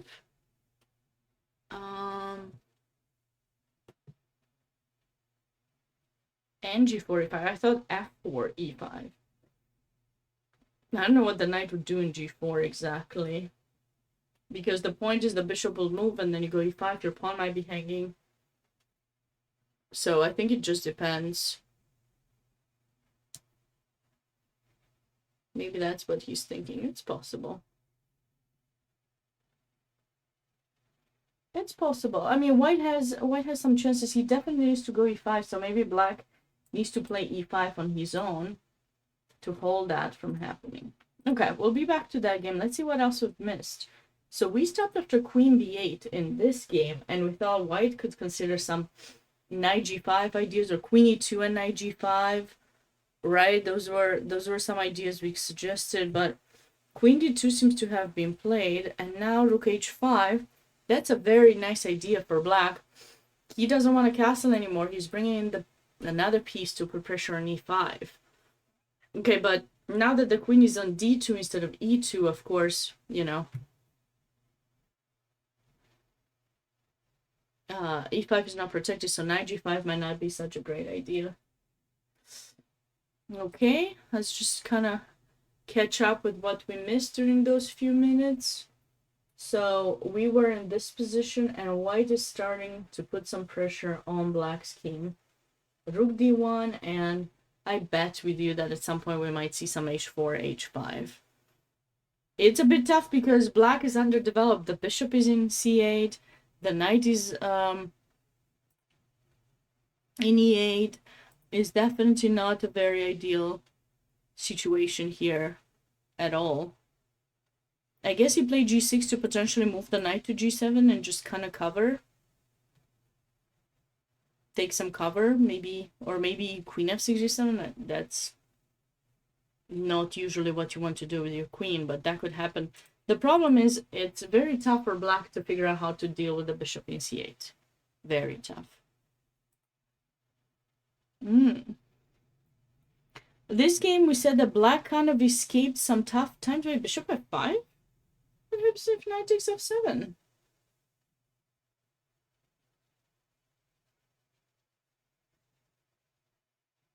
Okay, Gina, you want to go? You don't want to stay here anymore?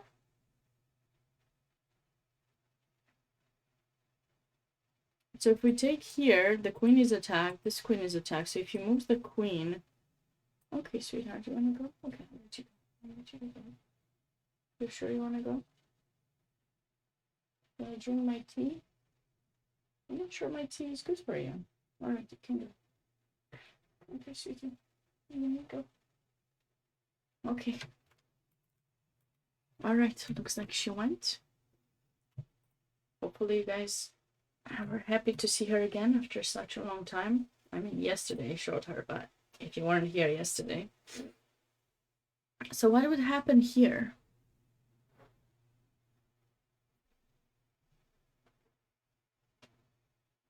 Can't we just move the queen?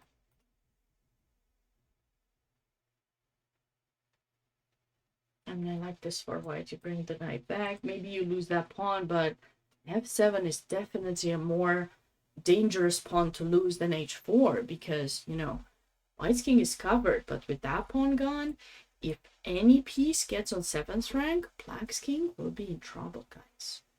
Definitely big trouble. But white chose to go back. If he doesn't take his chances whenever, or opportunities whenever they're given to him, he might not get this advantage anymore, you know? It's very important to take your time and take your chances. You might not be given more. I guess, you know, black needs to find some defense mechanism, but that was the time. That was the time to take.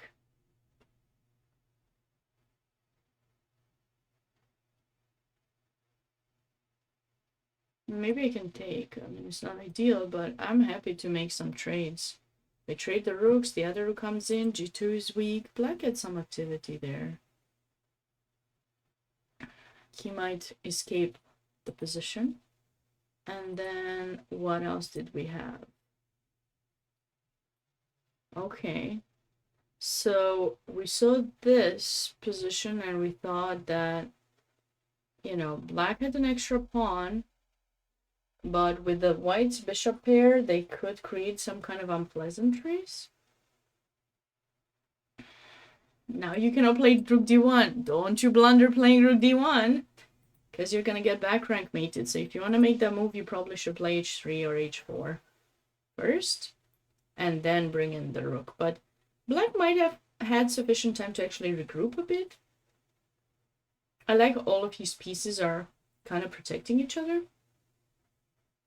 So eventually he will have to try to find a way to push these pawns forward. Obviously, that does not work because, you know, d5 is hanging, but somehow he might be able to support that push. Maybe he just pushes directly at some point.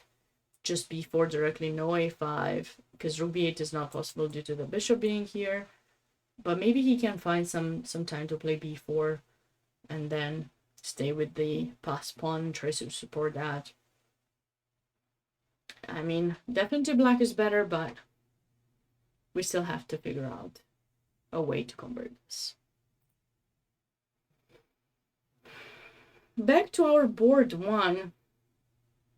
So, as I told you guys, he did not go for the more aggressive g4, which kind of made me sad because I was hoping there would be no hard feelings, just go for the attack and make it difficult for black to defend. I mean, maybe not too difficult, but you can try. You can try. It doesn't matter whom you're playing against, even if it's a grandmaster. They don't like being attacked either. Nobody really likes to be attacked.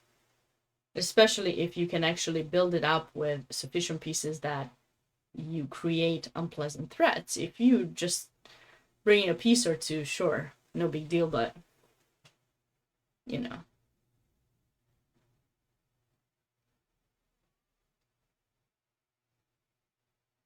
This looks like black will take the initiative. Yeah, it does look quite so. B4 is coming. A5, B3.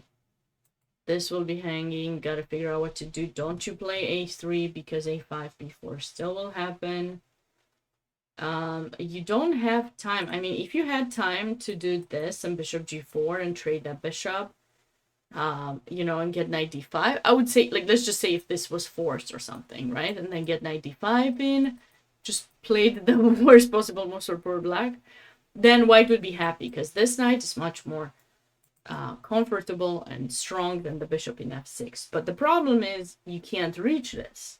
You cannot reach it because after bishop G4, they can just go bishop G5 and you're losing material here.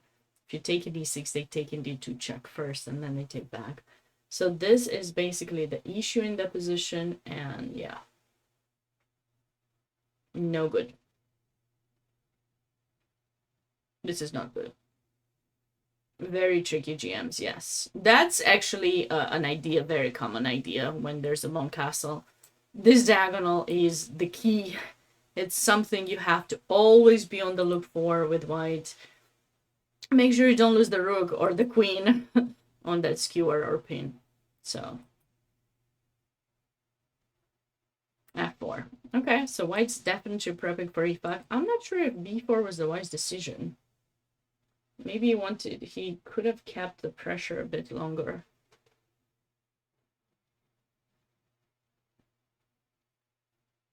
Yeah, that idea is definitely happening quite a bit against long castles. Even Judith Polgar has a game, or a few games, one that actually happened from a French, where there was this idea possible.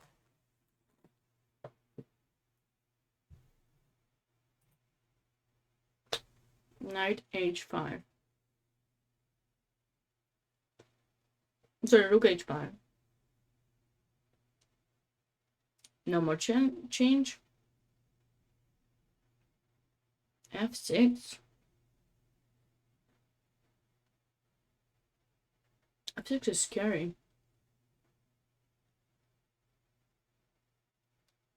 F6 is mega scary. Black is not scared. He really wants that knight gone.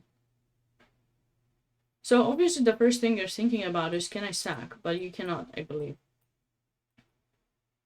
I don't think you have a clear follow-up here.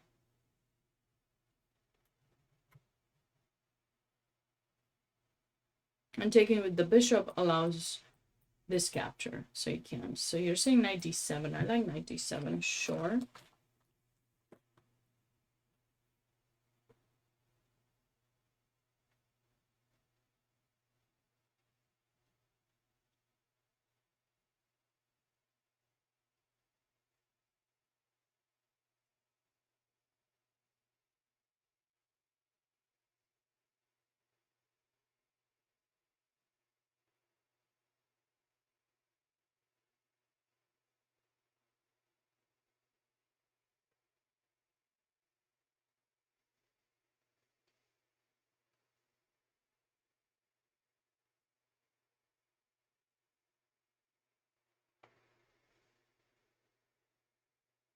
Rook f7 on a move.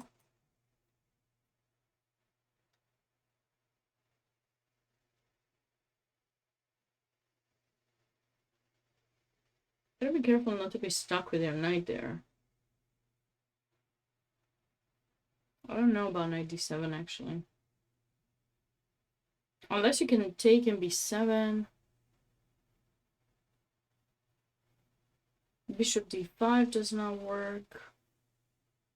I don't see what he can do now after rook f7. I mean, you can protect the knight with queen d3, but he can trade everything.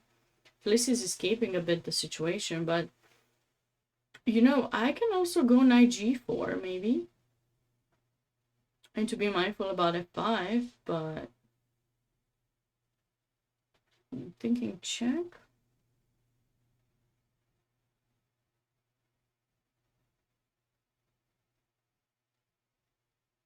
Maybe black is okay.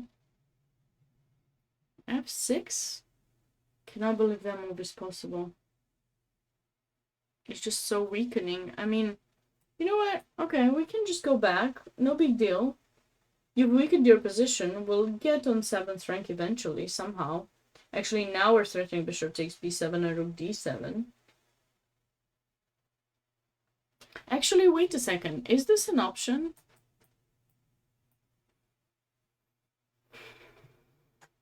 Oh, no, because queen takes. Queen takes. Okay. So that's not an option.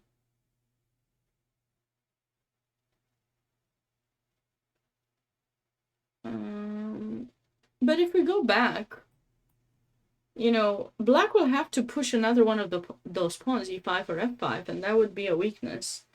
We'll give some squares away. You would play knight takes g6? I just didn't see a follow-up.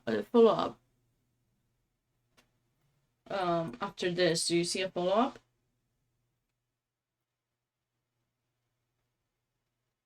As we did look at bishop takes, but I'm not 100% sure if white has enough compensation for the piece.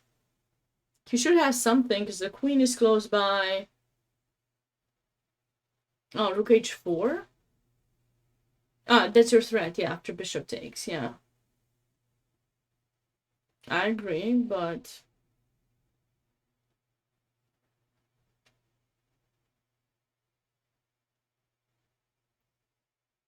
maybe I go here?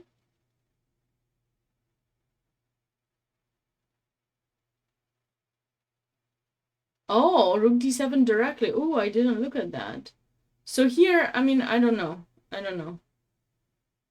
was thinking I'd do something like this. But it might be sufficient compensation here for white. But wait, let's look at that rook d7 idea, because that is crazy if it works. I didn't think about it because I didn't want to trade that bishop, but let's see. Thanks. Turkey, hey. That's a nice idea. Turkey farm, 3.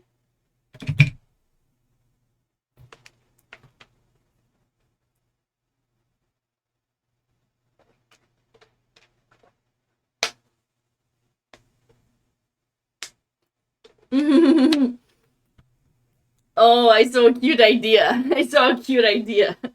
Okay. So, since we're talking sacrifices and stuff, I saw a cute idea. I don't think it works. But I saw a cute mating idea. Oh, this is cute. This is a cute mating idea. It probably doesn't work. I'm sure he has some kind of defense. Oh, but that was so cute if he takes. You fell so peacefully. That's nice. That is nice. Okay, some defense. He can't take or certainly mate. He can't take. He needs to do something with tempo. Knight g7, you just... Knight g7. Knight g7.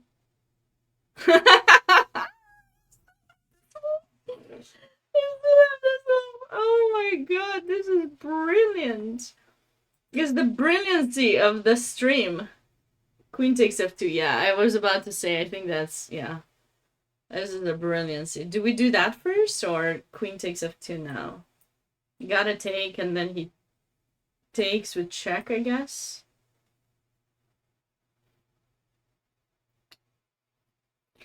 Sad.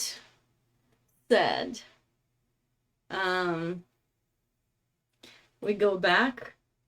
He has to take our queen eventually. We take back. Right? And this is the position. Who's better and why? It's kind of a nice, sharp idea. Knight f6.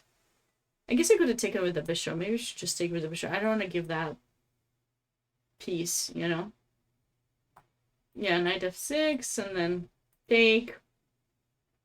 Or maybe, you know, you don't play knight f6 if I take with the bishop. Maybe go rook b8.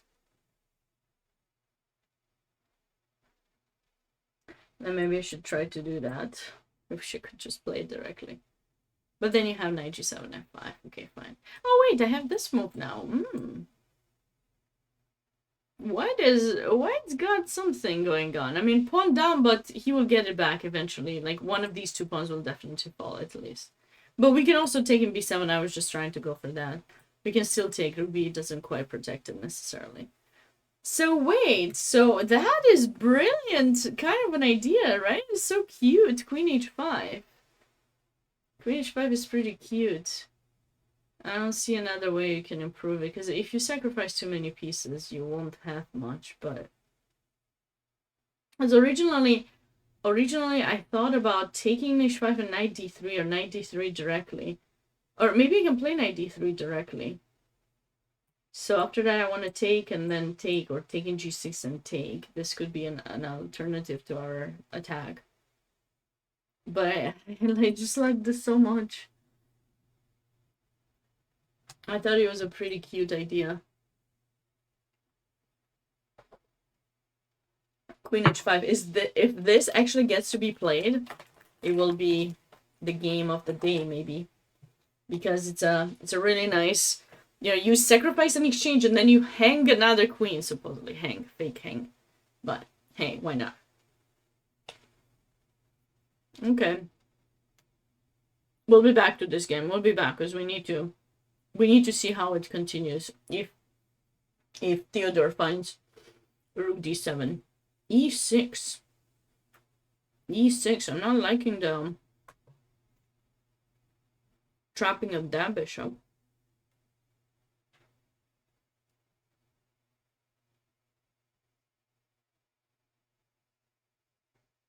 I'm not liking it at all.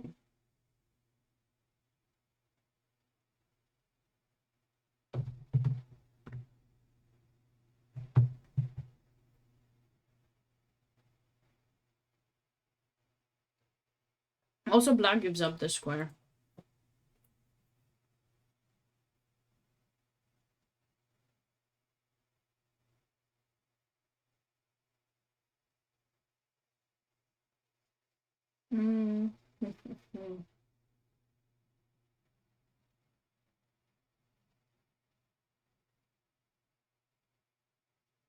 Maybe white doesn't have much.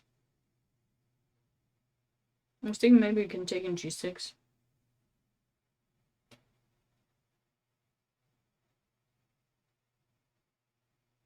I would love to go some c4, but d4 will remain weak.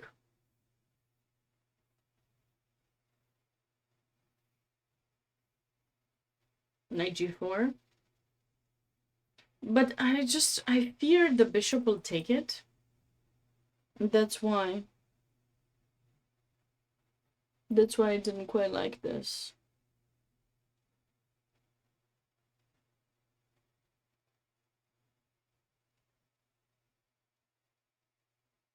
Yeah. C4 takes. Rook d1.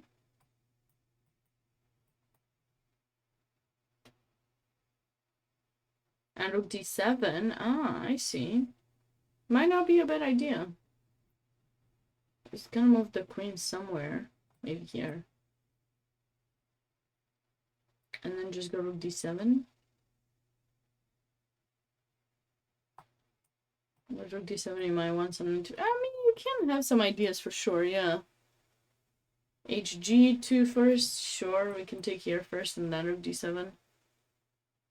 I mean, it could be something that we do. Maybe we can also go...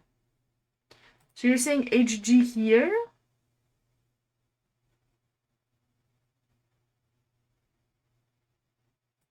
hg?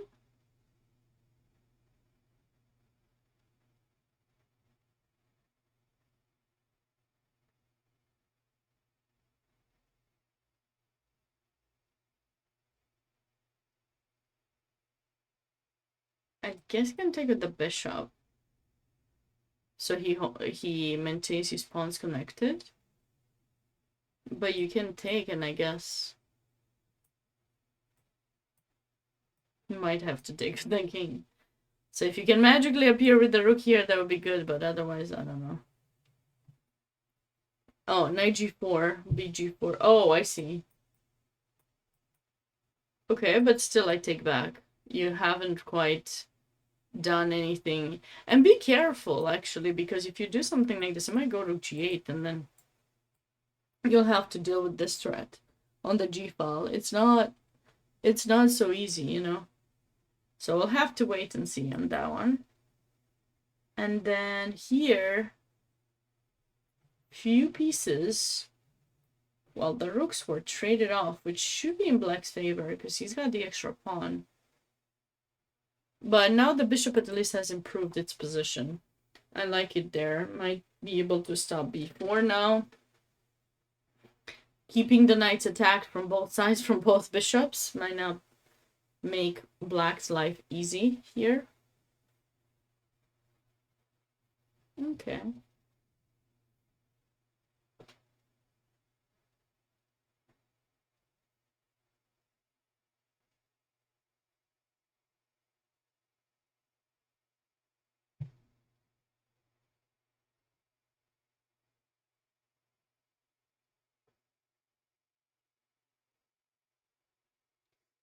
I mean,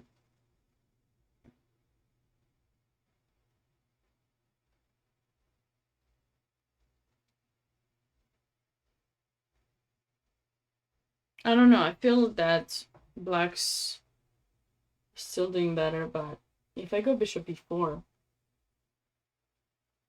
it should be fine for white. Okay, back to board one.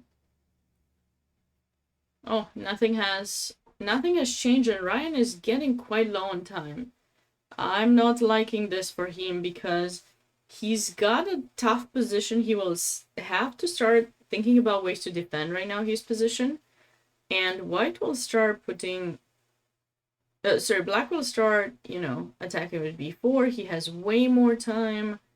The time control for this tournament is 90 minutes plus 30 seconds increment. That's 90 minutes for the entire game, which is actually quite nice, I think, the 30 seconds. My last tournament I played, I think it was 100 minutes or something for the entire game, but with 10 seconds delay, and I was not a huge fan of that. I'm not a huge fan of delay. I don't know about you guys, but I prefer increment or just give me the 2 hours. I haven't seen tournaments that actually give 2 hours. And the last time that I played a tournament where I actually had 2 hours, probably when I was a kid. They don't do them anymore. It's 1 hour 30 or 1 hour 40. Yeah, so I'll have to see. Ooh, we got some improvements here. So e5 was played. Okay, I think that was wise from black's perspective, because if it doesn't go e5, white gets e5.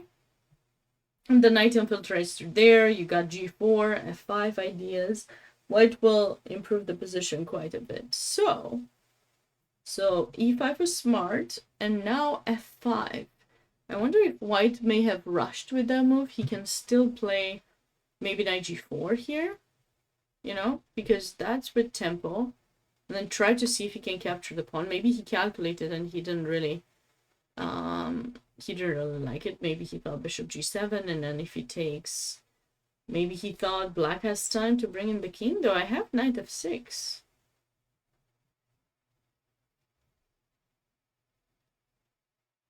I think that would be quite nice for white.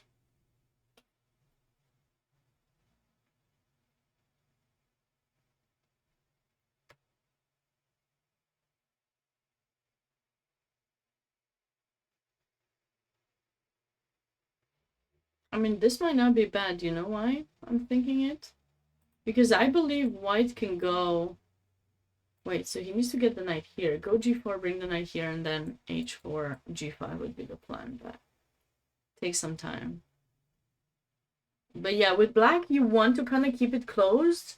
And while you're closing down the position, make sure white's knight does not have an entrance. So we need to think, if g5 is played... How does white's knight enter? This would be one of those positions with some kind of Zugzwang that possibly, you know, there are some endgames like this, maybe you guys have sold in the past, where, you know, the knight might not be able to actually gain a tempo to the bishop, because, you know, knights don't lose tempos, only bishops do. So there's a big chance that the bishop will be fine, but it remains to be seen. It remains to be seen. Okay, we'll be back to that game. So knight g5 was played. Yeah, that makes sense. And then, so queen e2 first. My bad. Queen e2, and now knight g5, blocking the rook in h5 and trying to put some pressure in f7. Maybe we'll go for queen f3 and try to get the pawn. So knight d4 probably would just allow queen e3, just keep the tension and everything there. No discovered idea. In fact, I will start putting pressure on your knight, so you gotta figure out how to save it.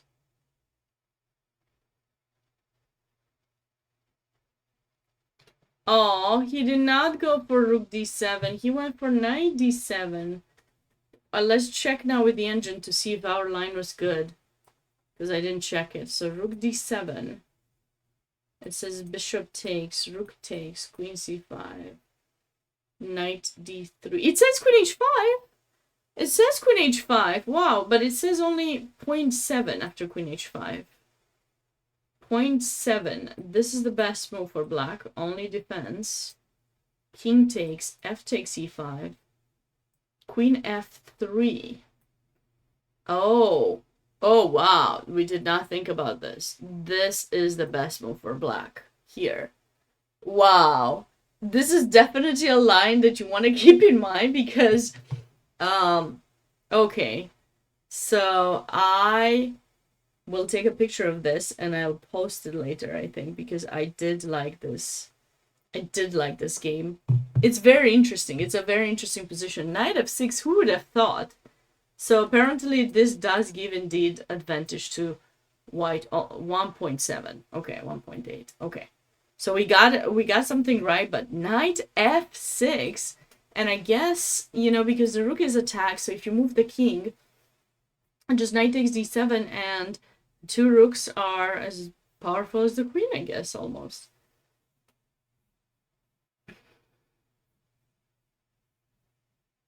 It says queen a3. And 0.6 for white. 0.6. Okay. But wow, knight f6. Knight f6 is deep. It's hard to find. But the best move, so we had seen this move before, but we didn't look at it so much because I saw that queen h5 and I distracted you all from calculation because I thought it was really cute. Yeah, it's just epic. Yeah, if it would work, I feel like I'm gonna create this position and just put like black's queen somewhere else.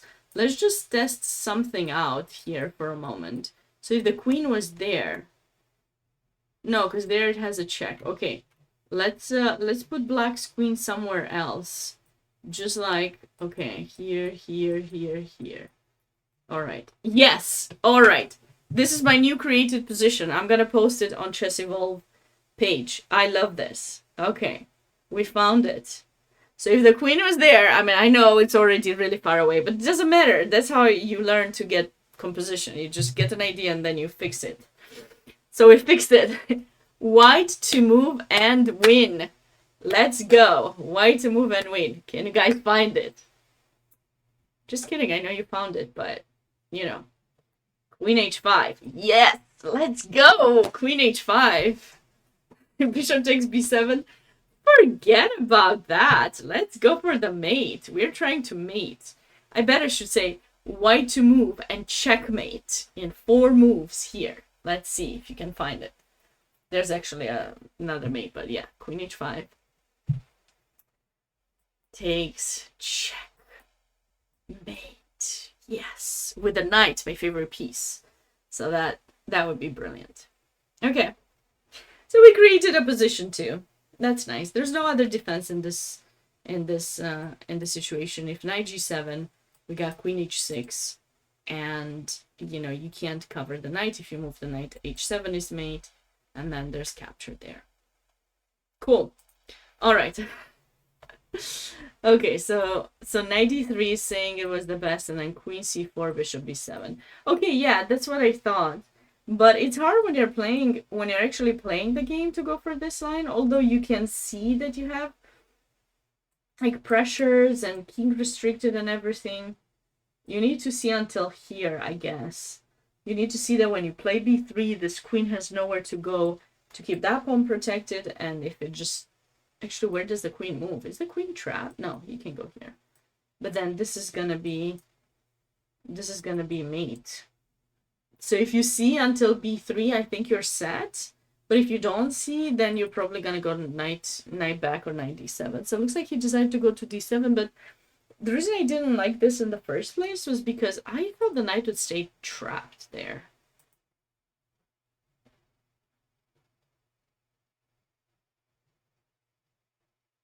Maybe it does not. Actually, this is a fancy move because you can't take.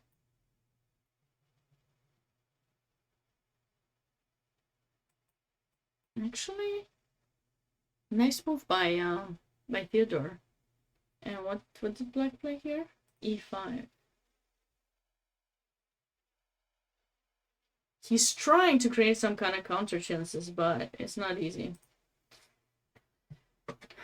We're coming back. We're coming back for this game to see.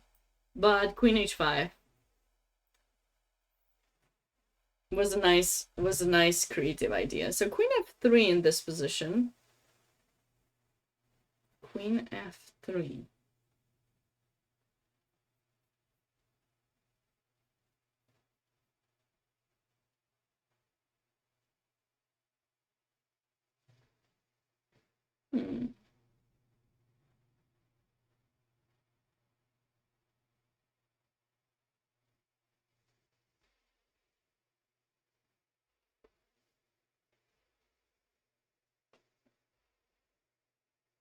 This is actually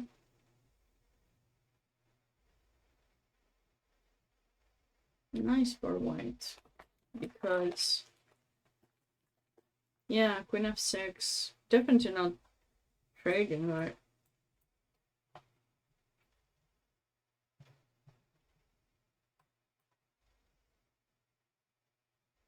So if I take, white is planning to probably take with the rook.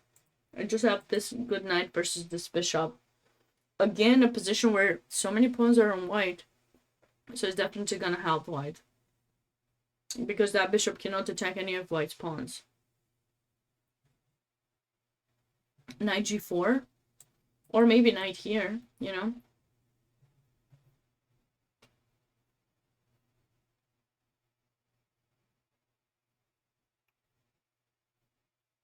I think it looks good, yeah. Definitely looks good for white. Okay.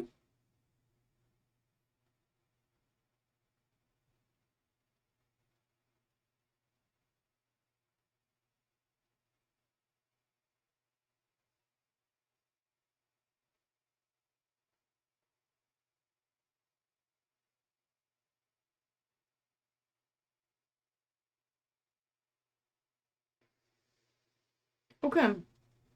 So h3 is a wise decision because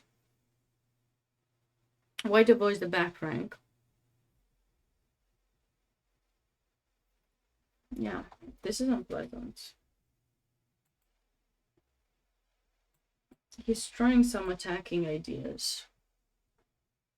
He's trying quite a bit of attacking ideas. Not gonna be so easy to deal with this.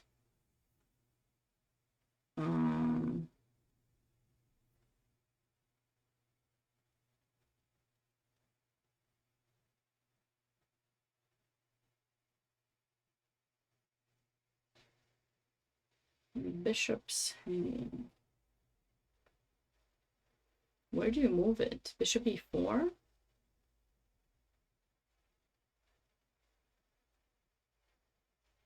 Queen g5, maybe? Actually, if you go bishop b4, I also am thinking about this move. Finally, black could bring that knight into play, because originally it was brought there to keep the other one, I guess, protected, but you can't forget about it being in f8. You can try to find a way to get it back into play. I would like something like this to happen, I think. Okay. Back. Ooh, a3. No, no, no, no, no, no, no, no. No, no, no. This cannot work. This cannot work. Bishop e4, queen e7. Sorry, which one? Bishop 4, queen e7.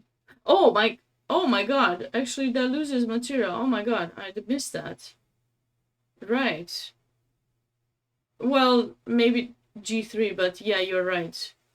You're right. Doesn't lose a piece, but it's at least messes up the pawn structure. You're right. Sorry. Bishop e4 doesn't work. Oh, wait. It's not over. But then we have rook c8, no?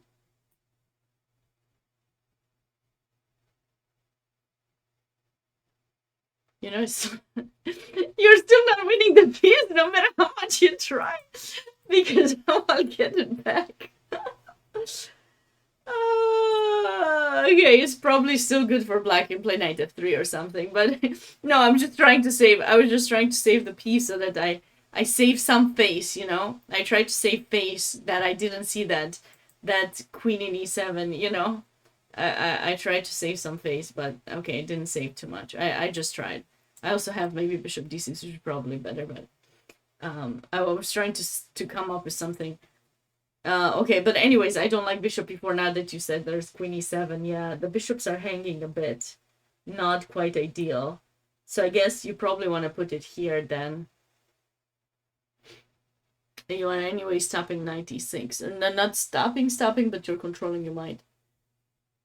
Yes, Regina was moving the pieces for sure, yes. Yes, in her sleep. From the other room, she telepathically told me the moves, and now we got it. Oh, it was played. Bishop g4 was played, and so was queen c6. Oh my god! Oh my god! The team of words! Oh my god! Oh my god! What are we doing? What am I doing? Oh, I feel bad. No!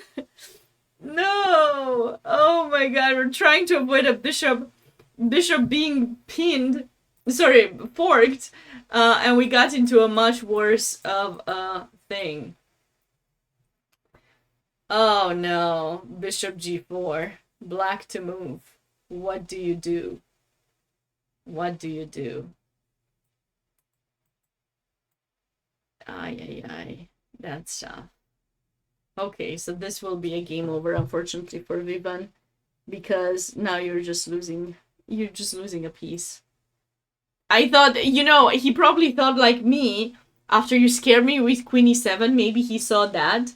And he was like, let me move the bishop somewhere where it's actually protected. And then he did, but unfortunately, that wasn't the real threat. This was. And that bishop, he kind of got it. His bishop was protected. I don't even know why he moved it there in c7. I was thinking if that bishop had to move somewhere, it was, I don't know, b4. Or you can keep it in g3 if you want, I guess, technically, you know. Just keep your king safe. But I don't know what he was planning to do in c7. Maybe he wanted to have that kind of idea, but unfortunately it didn't pan out for him because... Ooh, sorry. It did not pan out for him because that remained unprotected. Ah, okay. Alright, such is life. Such is life. You gotta do your tactics. Gotta do it. You gotta be sharp the whole time. That's the other bad thing. When you're not in shape, which is me at the moment... you need to come up with some ways, you need to come up with something in your training, in your chess training, that will keep you focused for the entire duration of a game, which can last, you know, somewhere between 3 to 5 hours. And you need to be ready because you will have a tiny bit of a break to get something to eat and then go back and play another 3 to 5 hours that day. If you prepare in between those games as well, add another hour at least to that, and there you have it, 11, 12 hours of chess. And if you're not in some physical shape, then that can show. And that goes to say for me, like, I'm doing commentary, I'm not even playing, so I'm not putting that much. I'm putting focus, don't get me wrong. I'm not just coming here and throw moves at you or something. Obviously, I'm trying to stay focused as much as I can. But that can happen even worse. I'm just comparing that so that you understand why physical training is also very important for a chess player. And now that I tell you that, I definitely need to work on my own training to get in shape, because if you are not, your mind just won't be able to stay focused for too long. Okay, looks like Vivan is gonna play this game further, but with the piece down, it's gonna be a bit tough to do something here. 2 things you can't avoid: death and tactics. Oh, that's such. I mean, it's the right statement, but come on, let's think about things that we can avoid. Let's think positively. You're bringing in the negative part, and I don't know. Let's focus on the positive. Okay, so Ryan is trying some little tricks here with taking that bishop. No, I know, no, I didn't take it personal. It's fine. I'm trying to get you guys to stay positive, because negativity is so much around us these days that I think the only way we can get over that is just learning to be positive around each other. So then you just spread positivity, like they say, and then you just kind of you get inspired and you get to think a bit more more good thoughts or something, supposedly. It rubs off on you, and then will just be positive all the way. Is White going to get mated within 10 moves? I don't think so yet, because, you know, the bishop is attacked, so at least, you know, you can't mate yet. Also, don't forget this queen is far away, but it does cover a3, so don't forget about the queen coming in. This is kind of what he had in mind. I guess that's why Black played bishop g5, because if you take, he's probably thinking of taking here, threatening to promote, and now, yeah, if you take, then you will get mated. GG. And if you don't take, then I guess, yeah, I mean, I see what you mean. If you don't take, you're gonna lose the rook, though, the exchange. So this is looking tough for Ryan Hamley here for sure.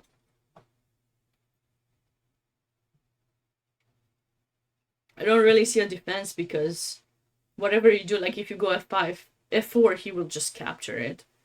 And again, trying to deflect your queen so that he can take an a3.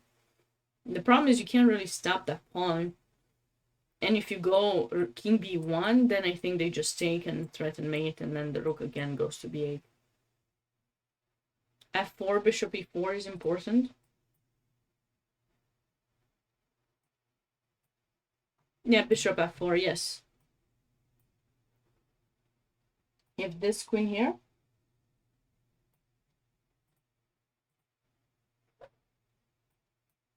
Why can't I take like this?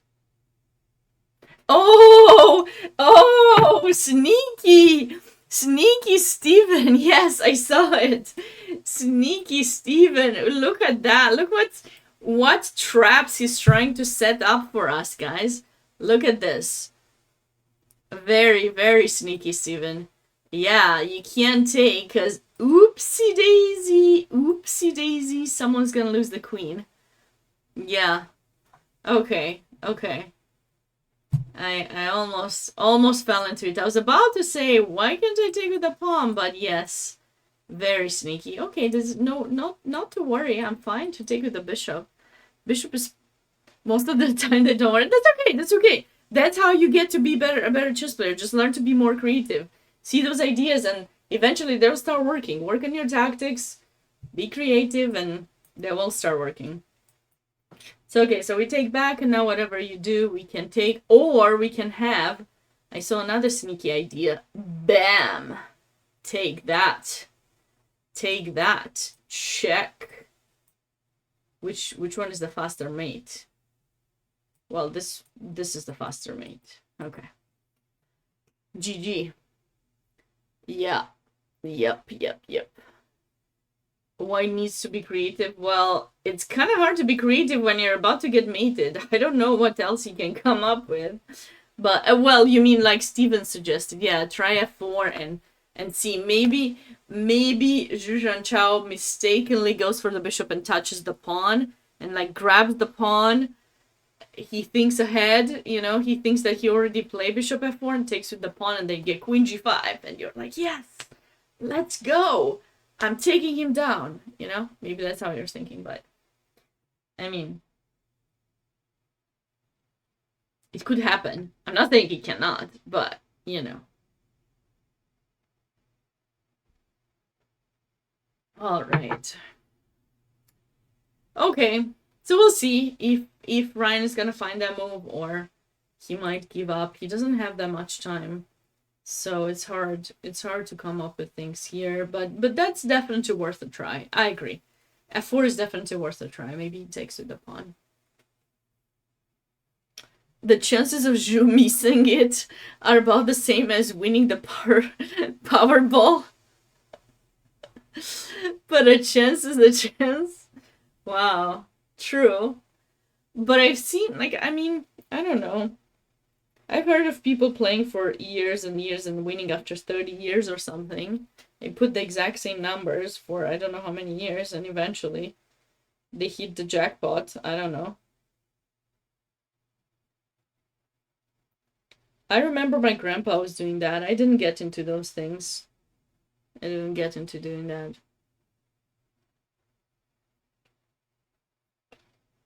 Okay.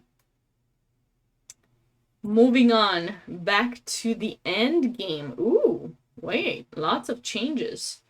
Ooh, white played h4. Actually, this is wise. This is a wise decision, but it might have been too soon. Because he's trying to create some opening, because he obviously doesn't want to blockade everything. Then his knight doesn't get to a better location. Okay, but how is he going to win those pawns? He may have messed up. I don't see it. Now it's a fortress. Black can just sit. No. No. No. So, okay, so this is the move that we need to stop. If he gets that... h4 doesn't seem right, but what to do? Because he's gonna play h5, and then regardless of which pawn he pushes the other one, and it's still locked. I'm telling you, that f5 was too much. Or maybe...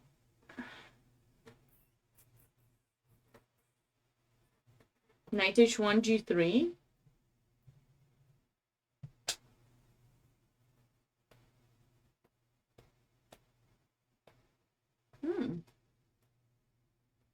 The only thing is, like, okay, so you go knight h1, I go h5, you go knight g3, I go here. Can you win this? I don't think so. It looks kind of stuck. Your knight looks kind of stuck.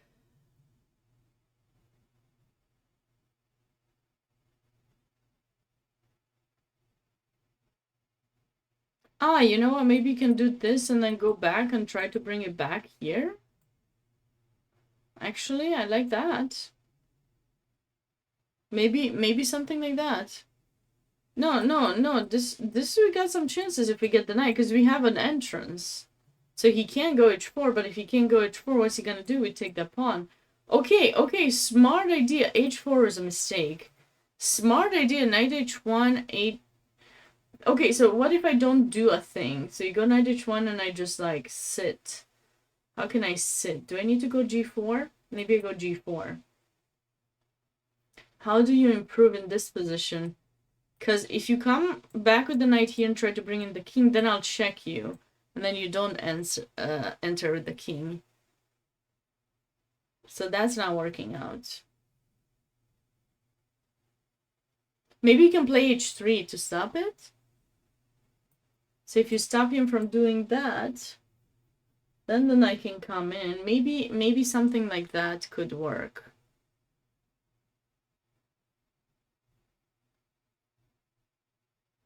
Maybe something like that could work. Okay. h5? Yeah, but now you don't have g4, right? So if I come here, we got the same thing as before, right? Because if you go g4, you will remain with a lonely pawn. I'll just take it, right? And if you push, I think... I don't know what I think, but I think I go there and then I bring in my king and I'll win your pawn like that. You can't keep it defended. Why we don't consider black just bring the king to the king side? Sure, but then this pawn will remain unprotected. Depends how you do it. So let's say here I go h3. Where do you want to bring your king?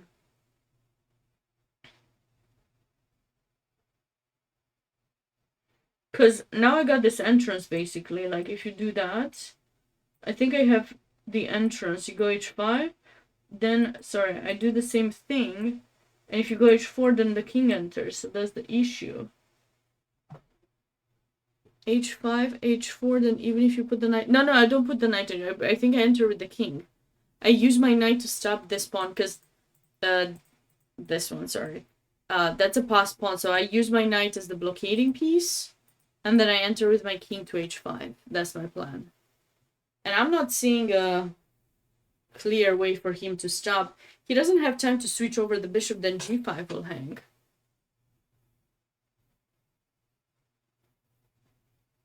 Well, that's why we're waiting for him to... We are trying to attract him to create some weaknesses, but we're bringing in with the king. That's what we try to do, basically, here. I think that was an opportunity, but I think after he played this, I don't see any more entrances, because there's a clear fortress over here. You don't have... Even if you bring the king to h3, I just sit with my bishop on the diagonal. I don't see how you can win this anymore. Even if you play g3, I take. Okay, so they are now possibly just repeating. And this game may end in a draw.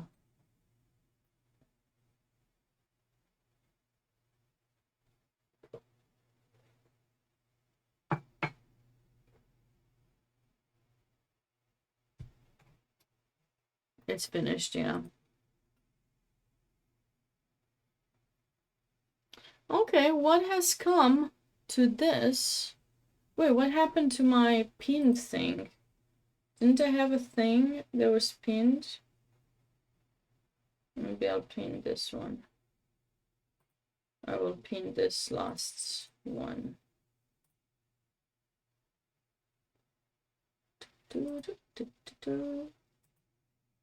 Okay, alright. Alright, so what's going on over here?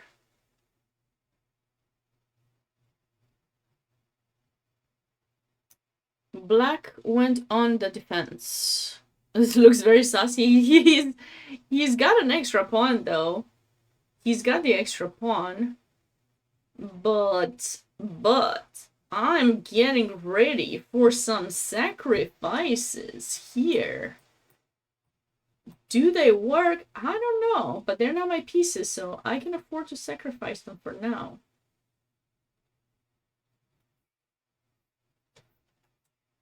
Something like this. Since you said rooks, can we actually sack the rook?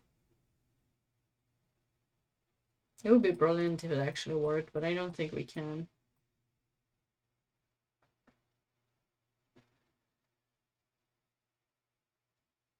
Where does he go here?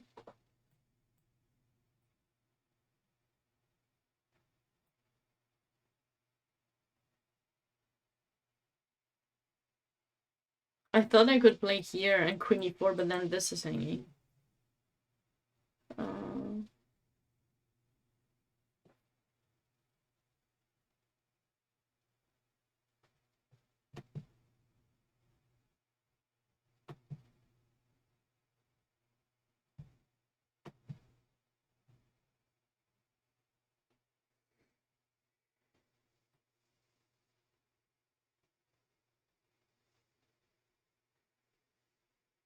I don't think so, because the rook is covered, right? That would be nice if it worked, but I think they can just take. And the rook is covered. Oh, after e6, sorry. But after e6, he takes like this. Knight c7, king here, right? Now to take. No, but you stay with the piece down in the end. Yeah. Piece down. Piece down for white.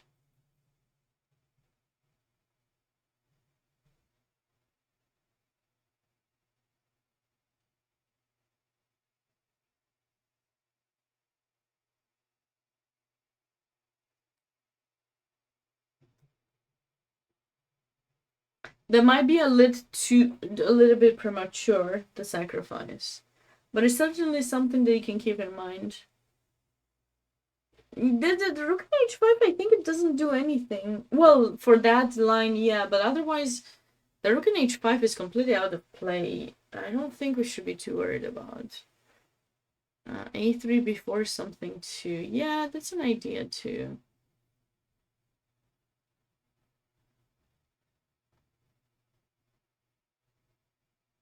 That is an idea as well.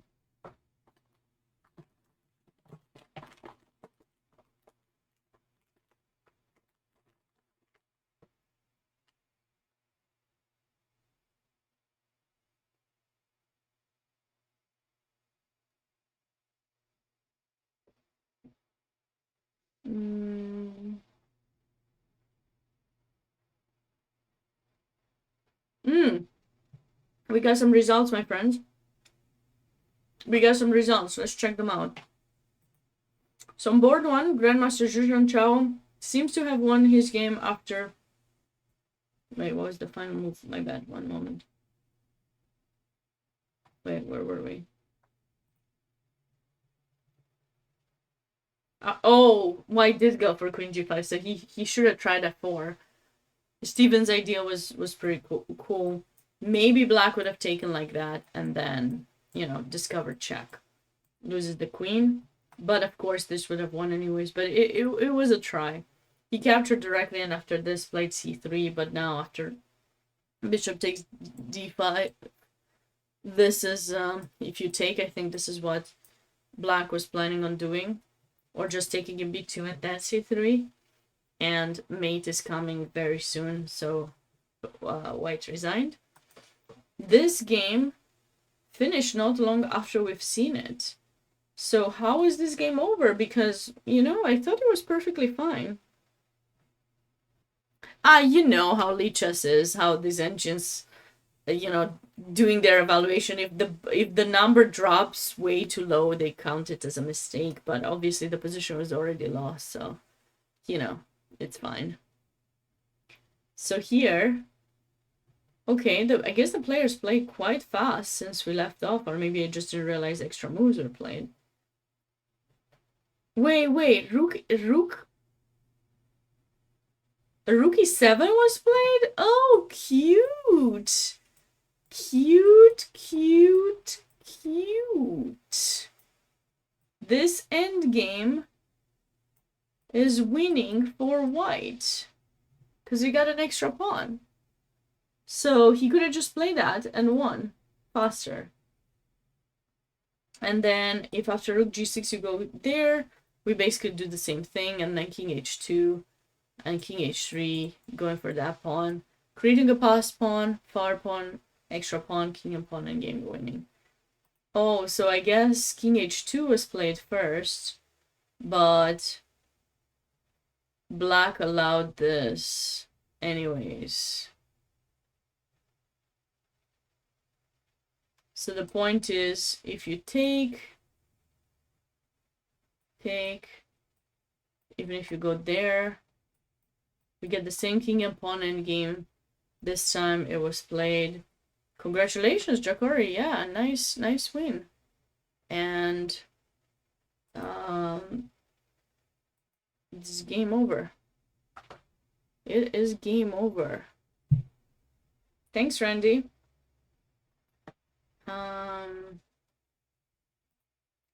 And this game, some more moves were played, but with the piece down, it's just hard to come up with anything. I guess the players just blitz through the end of the game and eventually dead draw. Okay. All right, so we got 3 games left. What? Wait, how did this happen? How did this happen? There's supposed to be no way for white to get anything here. Oh, wait, bishop f4? No, we saw that. There was no capture. Wait, he allowed the pawn? Okay, wait. No, it's still okay. It's still equal, right? It's still equal. Okay, I panicked. The white just blundered, or sorry, black blundered, but he did not. He's trying kind of too hard, yeah. Luckily for him, you know, he's not gonna lose that because he takes this, but he probably has to go king h3 here. Or something. Or promote, takes here, get the pawn, and he can try to see if he can push that king back, but I don't see a way. I don't see a way to push that king back. He has to sit and wait here. Now he has a pawn down, so this is headed for a draw, in my opinion. He's trying a bit too hard, but he was better. He had his chance. It's just he had to be mindful about the possibility of black actually getting some kind of a fortress after this g5. And this move, I can bet with you that maybe he missed h5. I feel that he missed h5. He thought that's not an option.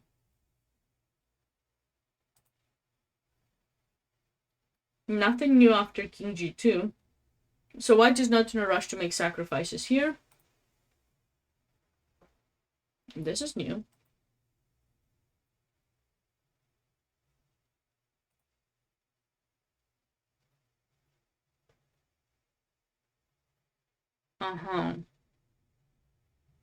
Black couldn't afford, or couldn't stand, better said, the fact that his bishop was stuck there, so he decided to sack the queen for 2 rooks. More like trade it. But white is supposed to be doing much better. He has an extra pawn too.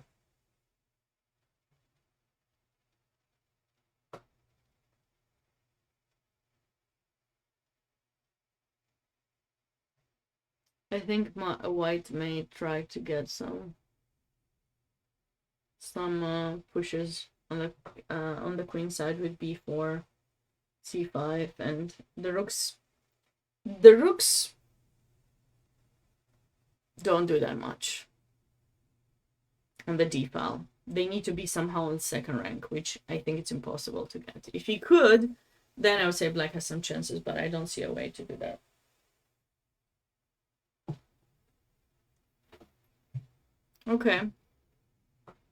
Okay, so this has happened.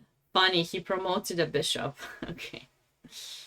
Alright, so after white takes that pawn, the king will try to push black's king, but black could just play the bishop. Just move the bishop back and forth. White is bound to stay with the knight to stop the d pawn, and the game would probably end in a draw soon. Knight b4. What's that about? Can we play this? Don't tell me you want to go knight c2. You're gonna get your knight trapped over there, aren't you?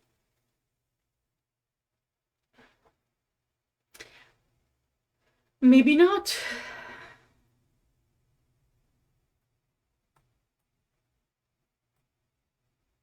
Or maybe you are. Looks like you got it trapped. That's not looking good. It's not looking good at all.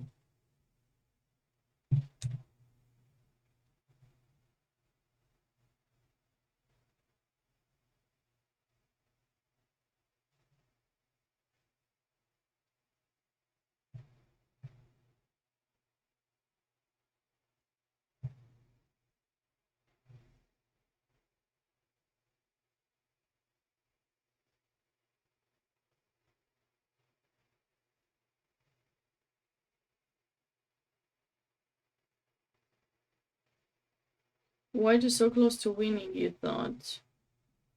Maybe he is. Maybe he is close to winning. But how? Like a3, right? I mean, what is black planning to do after this move? Did d4 and bishop c6?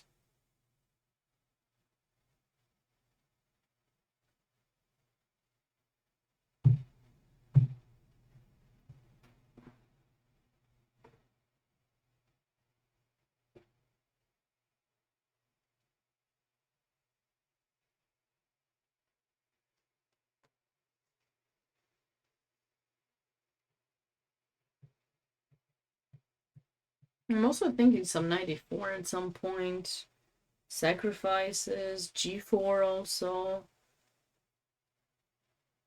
But white is not necessarily in a rush to make a sacrifice because black's pieces are quite badly placed.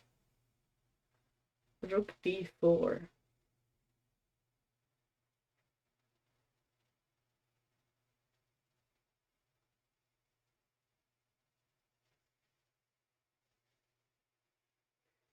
The rook d4 is trying to get white to push b3 and then maybe rook d2. But rook d2, you always have to be careful. So don't fall for this idea. It's very easy to forget about it because you think I'm going to get my rook on second rank and then the other rook comes in and I'm perfectly fine. But just be careful and make sure you calculate that it works, right? So here you can say, oh no, it doesn't work because he's got knight d5 check and I'm going to lose my rook. But then you got knight takes d5. Exactly. And a white can say, oh yes, I'm taking the rook. I mean, you don't have to, you can actually take and take. You know, you don't have to fall for that. But you can say, oh yes, I tricked him, I'm pinning the knight, he's got no checks, I'm controlling everything, I'm winning. And then suddenly you have to deal with this move. And now you're the one who's gonna lose the queen for something. So be careful, make sure you calculate to make sure that it actually works before you do it. But yeah, I think I wonder what he's planning after rook d3 queen takes here. I wonder what he's planning to do. Maybe he's planning to bring in the knight. But I just this move is just, I'm not happy about it. I don't know what he's planning to do. Rook d4 is, oh, sorry, he played rook d4, not rook d3. Why did I say rook d3? Rook d4 he played. Okay, my bad. Yeah, rook d3 would just give that pawn. Rook d2 would give that pawn too, but yeah, so rook here, and he's probably hoping that white will play b3 or c5. So he can get some other weakness to attack. Okay, not much has changed in this position. Rook c1. Okay, so white did not want to go for a3. Now he's planning on some discovered idea. Although that will allow pawn take, so maybe not that. Maybe just switch over and then try to take in d5 to get the queen. That could be something that white's anticipating in this position.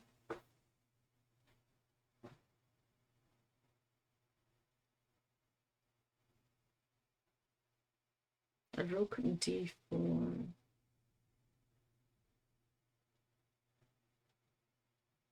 Yeah, no more changes. No more changes in these games.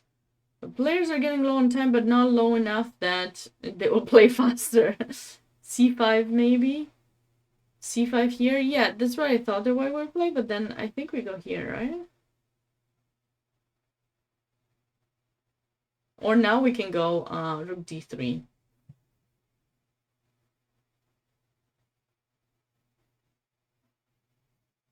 He needs to try to harass the queen to create some kind of idea. You were thinking bishop e2 first. But then you're taking the bishop away for potentially giving some check there. Maybe he brings in the knight to try to go knight. I mean, it's not much. Black needs to try to hold those pawns from getting to be pushed too much. And then if he can create something on the king side or get his rooks on second rank, that's basically what he's trying to get. Yeah, b4 is a plan for white, sure. b4. b4, c5, queen b3. Yeah, he needs to push those pawns. That's how he's gonna show his superiority, by pushing those pieces forward. I think this at the moment is the most interesting one, because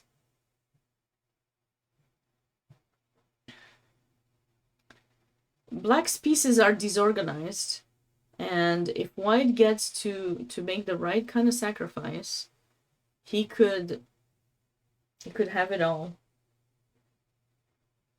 You just need to figure out when and how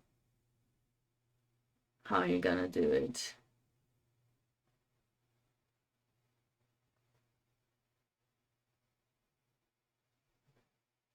And I like this game. I like us to look at this game for a bit, because both players are getting quite low on time. Oh, draw. Another draw. Draw in that game between Vincent Stone and Marvin Gao. I mean, obviously, white just can sit back and forth, and yeah. So we're remaining with 2 games. This game between Theodore Slade and Aniket Shukla, where Theodore should be the one in the driver's seat with, you know, queen and pawn for the 2 rooks, but he can start pushing his pass pawns here with b4, c5 and stuff. I don't think you can take, because probably gonna have to deal with something like this, right? Or do we take? We can also just take.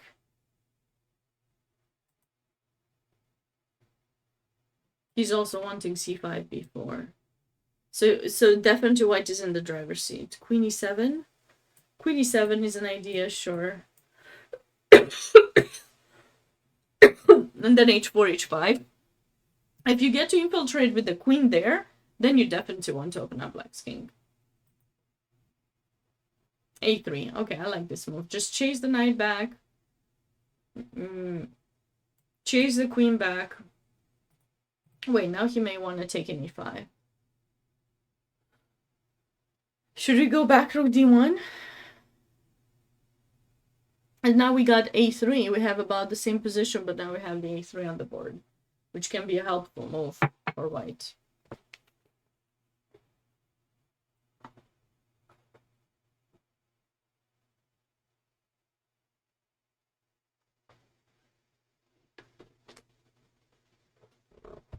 Knight e2 works here. So what did you want to do after takes? Knight f4? Yeah. Yeah. What about takes here?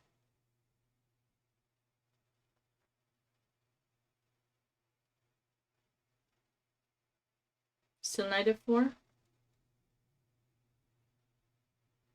Because rook b1, queen a2. I might...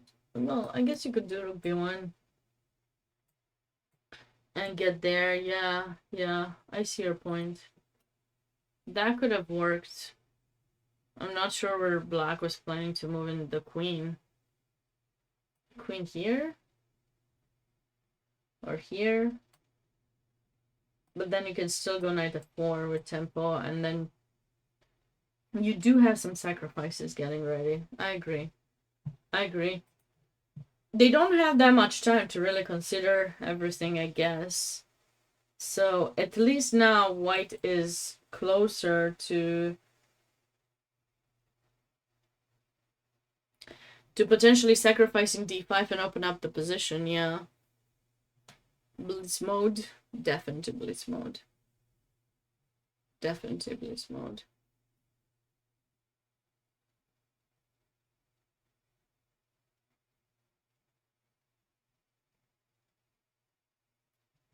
Okay, so it looks like black went for e4. And the question is, can we maybe try some f5? No. It was nice while it lasted, you know? You know that saying? Nice while it lasted. Queen e7 is coming. The winter is coming. Maybe rook d7. This rook to stop queen e7, and then rook d2. Yeah, he needs to try to come up with some threats. That knight needs improvement for sure. This knight eventually has to be brought into the game. I don't know how long it's gonna take him, but he needs to find a way to get it into the game. And the games were a bit close to each other, I would say, because like next round is at 6:30, I think. And so like now it's almost 5. And these games might not be over too soon.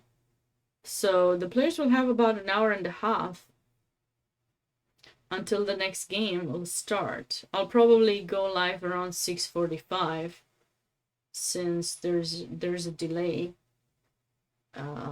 We'll stop the stream, take a break, and then I'll be back with that. But we're not going just yet. We're still trying to see how these games will end. White might just wind up going for a draw. I really liked this idea that chess lover suggested.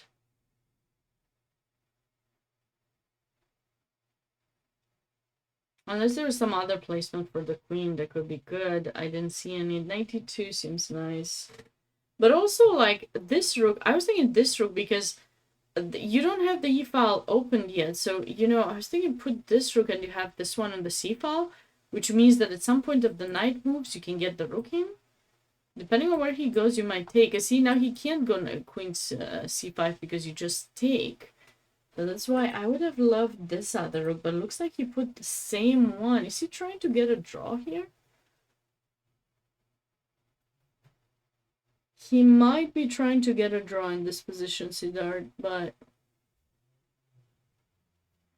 I don't know. We can also play queen b3, for example, if we want to. So we got some options with black here.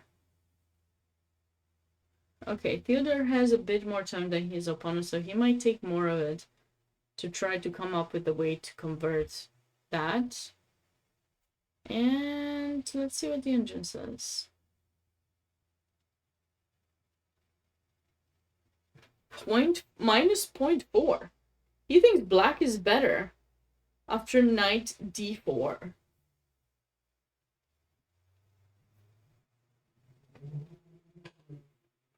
That's interesting. Or queen b3. Queen b3 now is just equal. Interesting. Very slightly better, basically, but I mean, he might just not know what to do. I also wouldn't know too much what to do with black here, because like I said, the pieces are uncoordinated, and you kind of have to sit there and protect everything. Protect f7, protect the rook. I don't know. Not the ideal situation.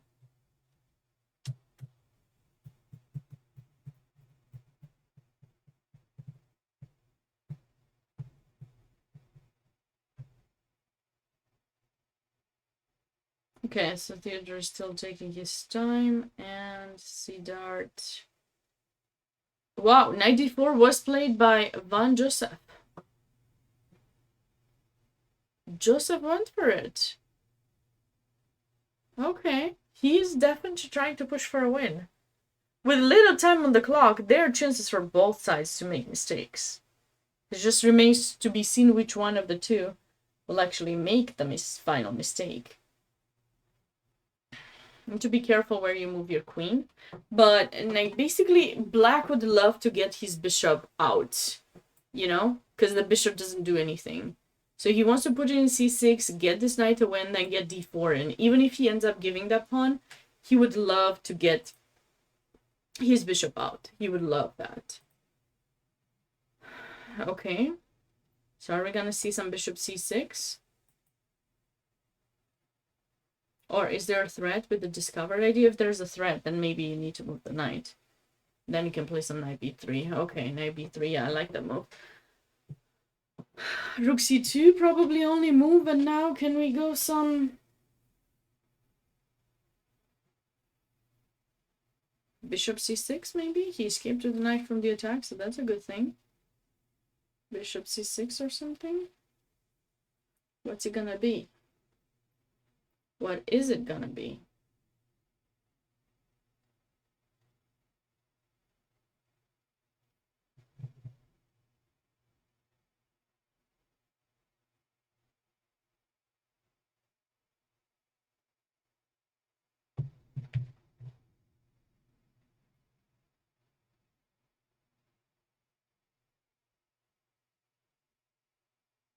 Very tricky indeed. Very tricky.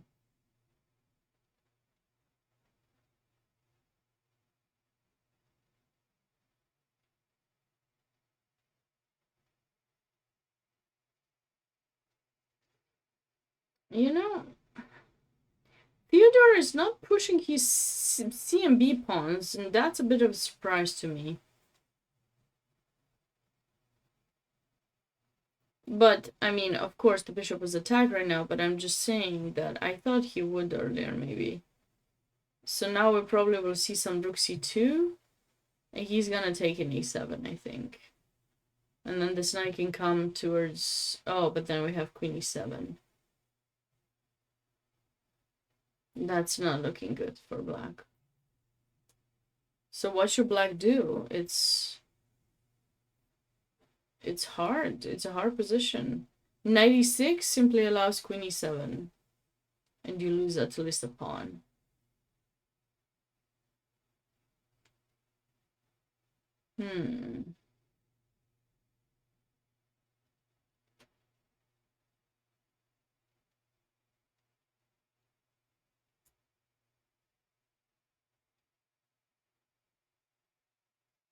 Okay.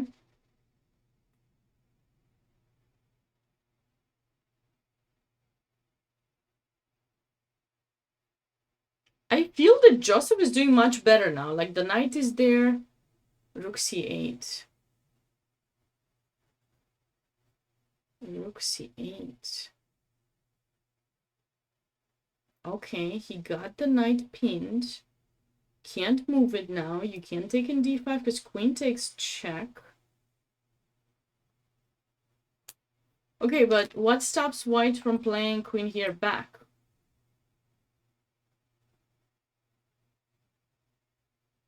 Ah, maybe that, you're right. Maybe he can go back with the bishop. No, because I have this. This is my threat. You know. And then I will check you until I get something. So I don't think that works. But you can protect that with bishop e8. Or you can take.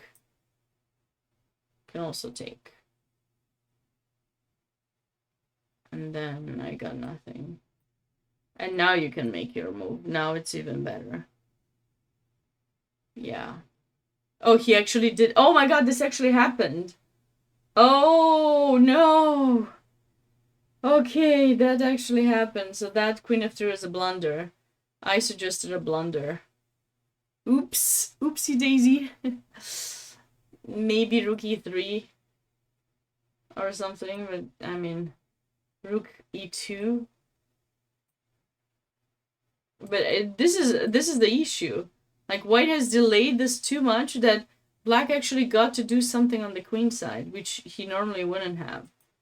So, okay, so now there's a blunder because the problem is that now you have to kind of take back, or, you know, you're going to try to.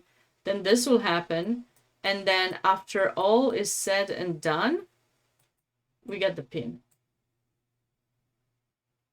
So this looks over for white.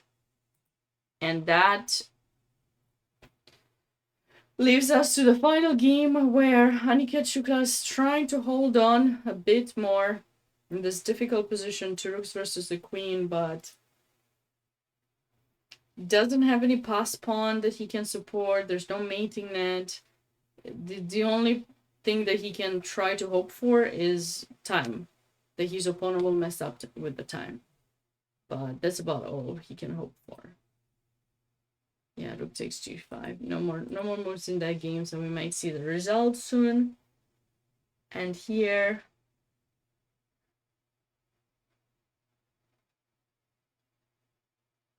Queen e7, yeah. I think that's something to expect in this position.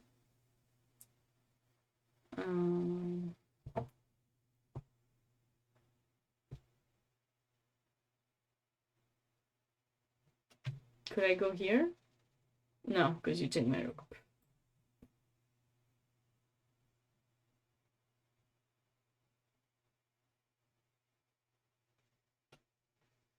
Maybe he can try to defend.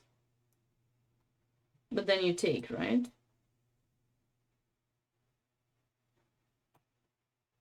And I don't see any... Sorry.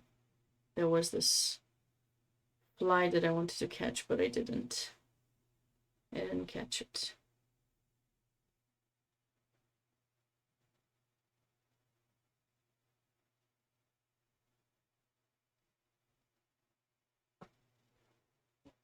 Yeah, I'm surprised he's still thinking here. I like Queen e7. I think it's the way to go. Any news about this? No, this game is probably over. It just needs some time to update the result. Queen e7. There's not so much to do with black.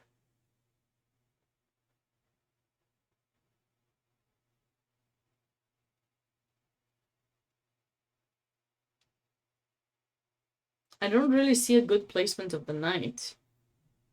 Unless, like, it would be great at least if this would work, you know, because at least you came up with something, but he can just take your piece. And then he escapes. So... I see something. Okay, I saw a trap, but it's useless because it doesn't work. Yeah. Yeah, Regina does kill quite a bit of flies. It's a useless thing, but it would be actually nice if this kind of thing would work. If you somehow could put the knight there too, and if he came here, it would be mate, but obviously he can come here, and if you do that, it's not mate, because the king anyways escapes, and plus he's got some checks to grab some pieces here, so that wouldn't work. So, I don't know, after queen e7, I think the game will be decided. The game... No more moves here. Let me refresh the page just in case. Nope. No more moves in either games. But I feel that Theodore is probably on his way to... Should be on his way to win this. I'm gonna try to refresh the... No, they did not put the pairings just yet.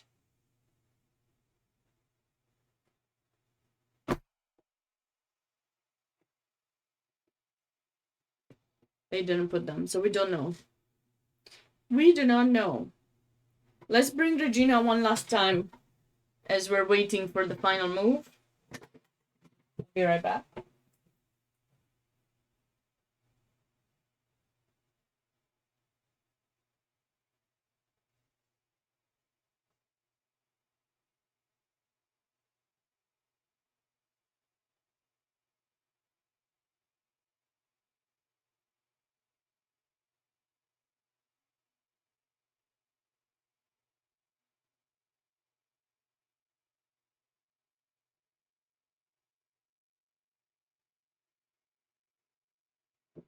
The queen has arrived. What's the pairings link? I'll give it in just one moment. Actually, don't have the pairings link. I only have the standings link. Sweetheart, say hi. Say hi to the people.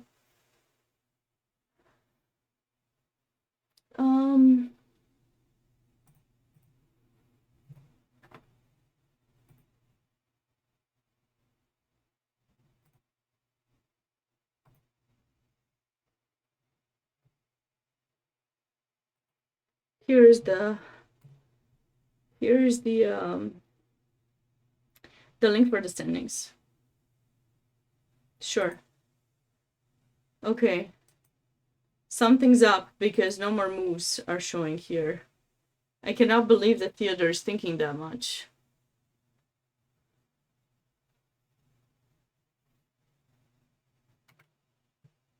I don't think he's thinking that much here.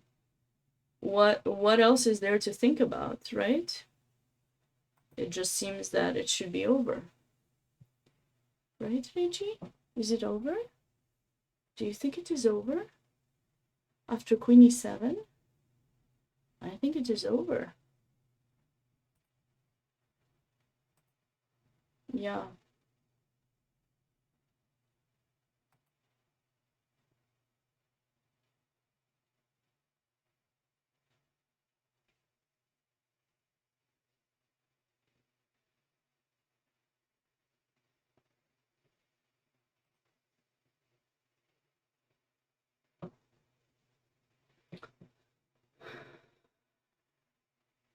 Well, this game is probably... I don't know what to say about it. I don't have any insight about it. All I can tell you is that the next round starts a bit later. So let's switch the scene here for a second and check things out for you guys. Just double check it. So it starts at 6:30 p.m. So that means I'll be around live at 6:45 or so. Between 6:30 and 6:45 today, because there's a delay, so we need to make sure we leave some time for the games to actually show up. Hey, sweetheart. Hey, you want to go? Okay, she wanted to go. Sorry about that. That was all she was willing to give of her time. She was actually sleeping, so she's probably not happy that I took her. She has this little house that I bought for her.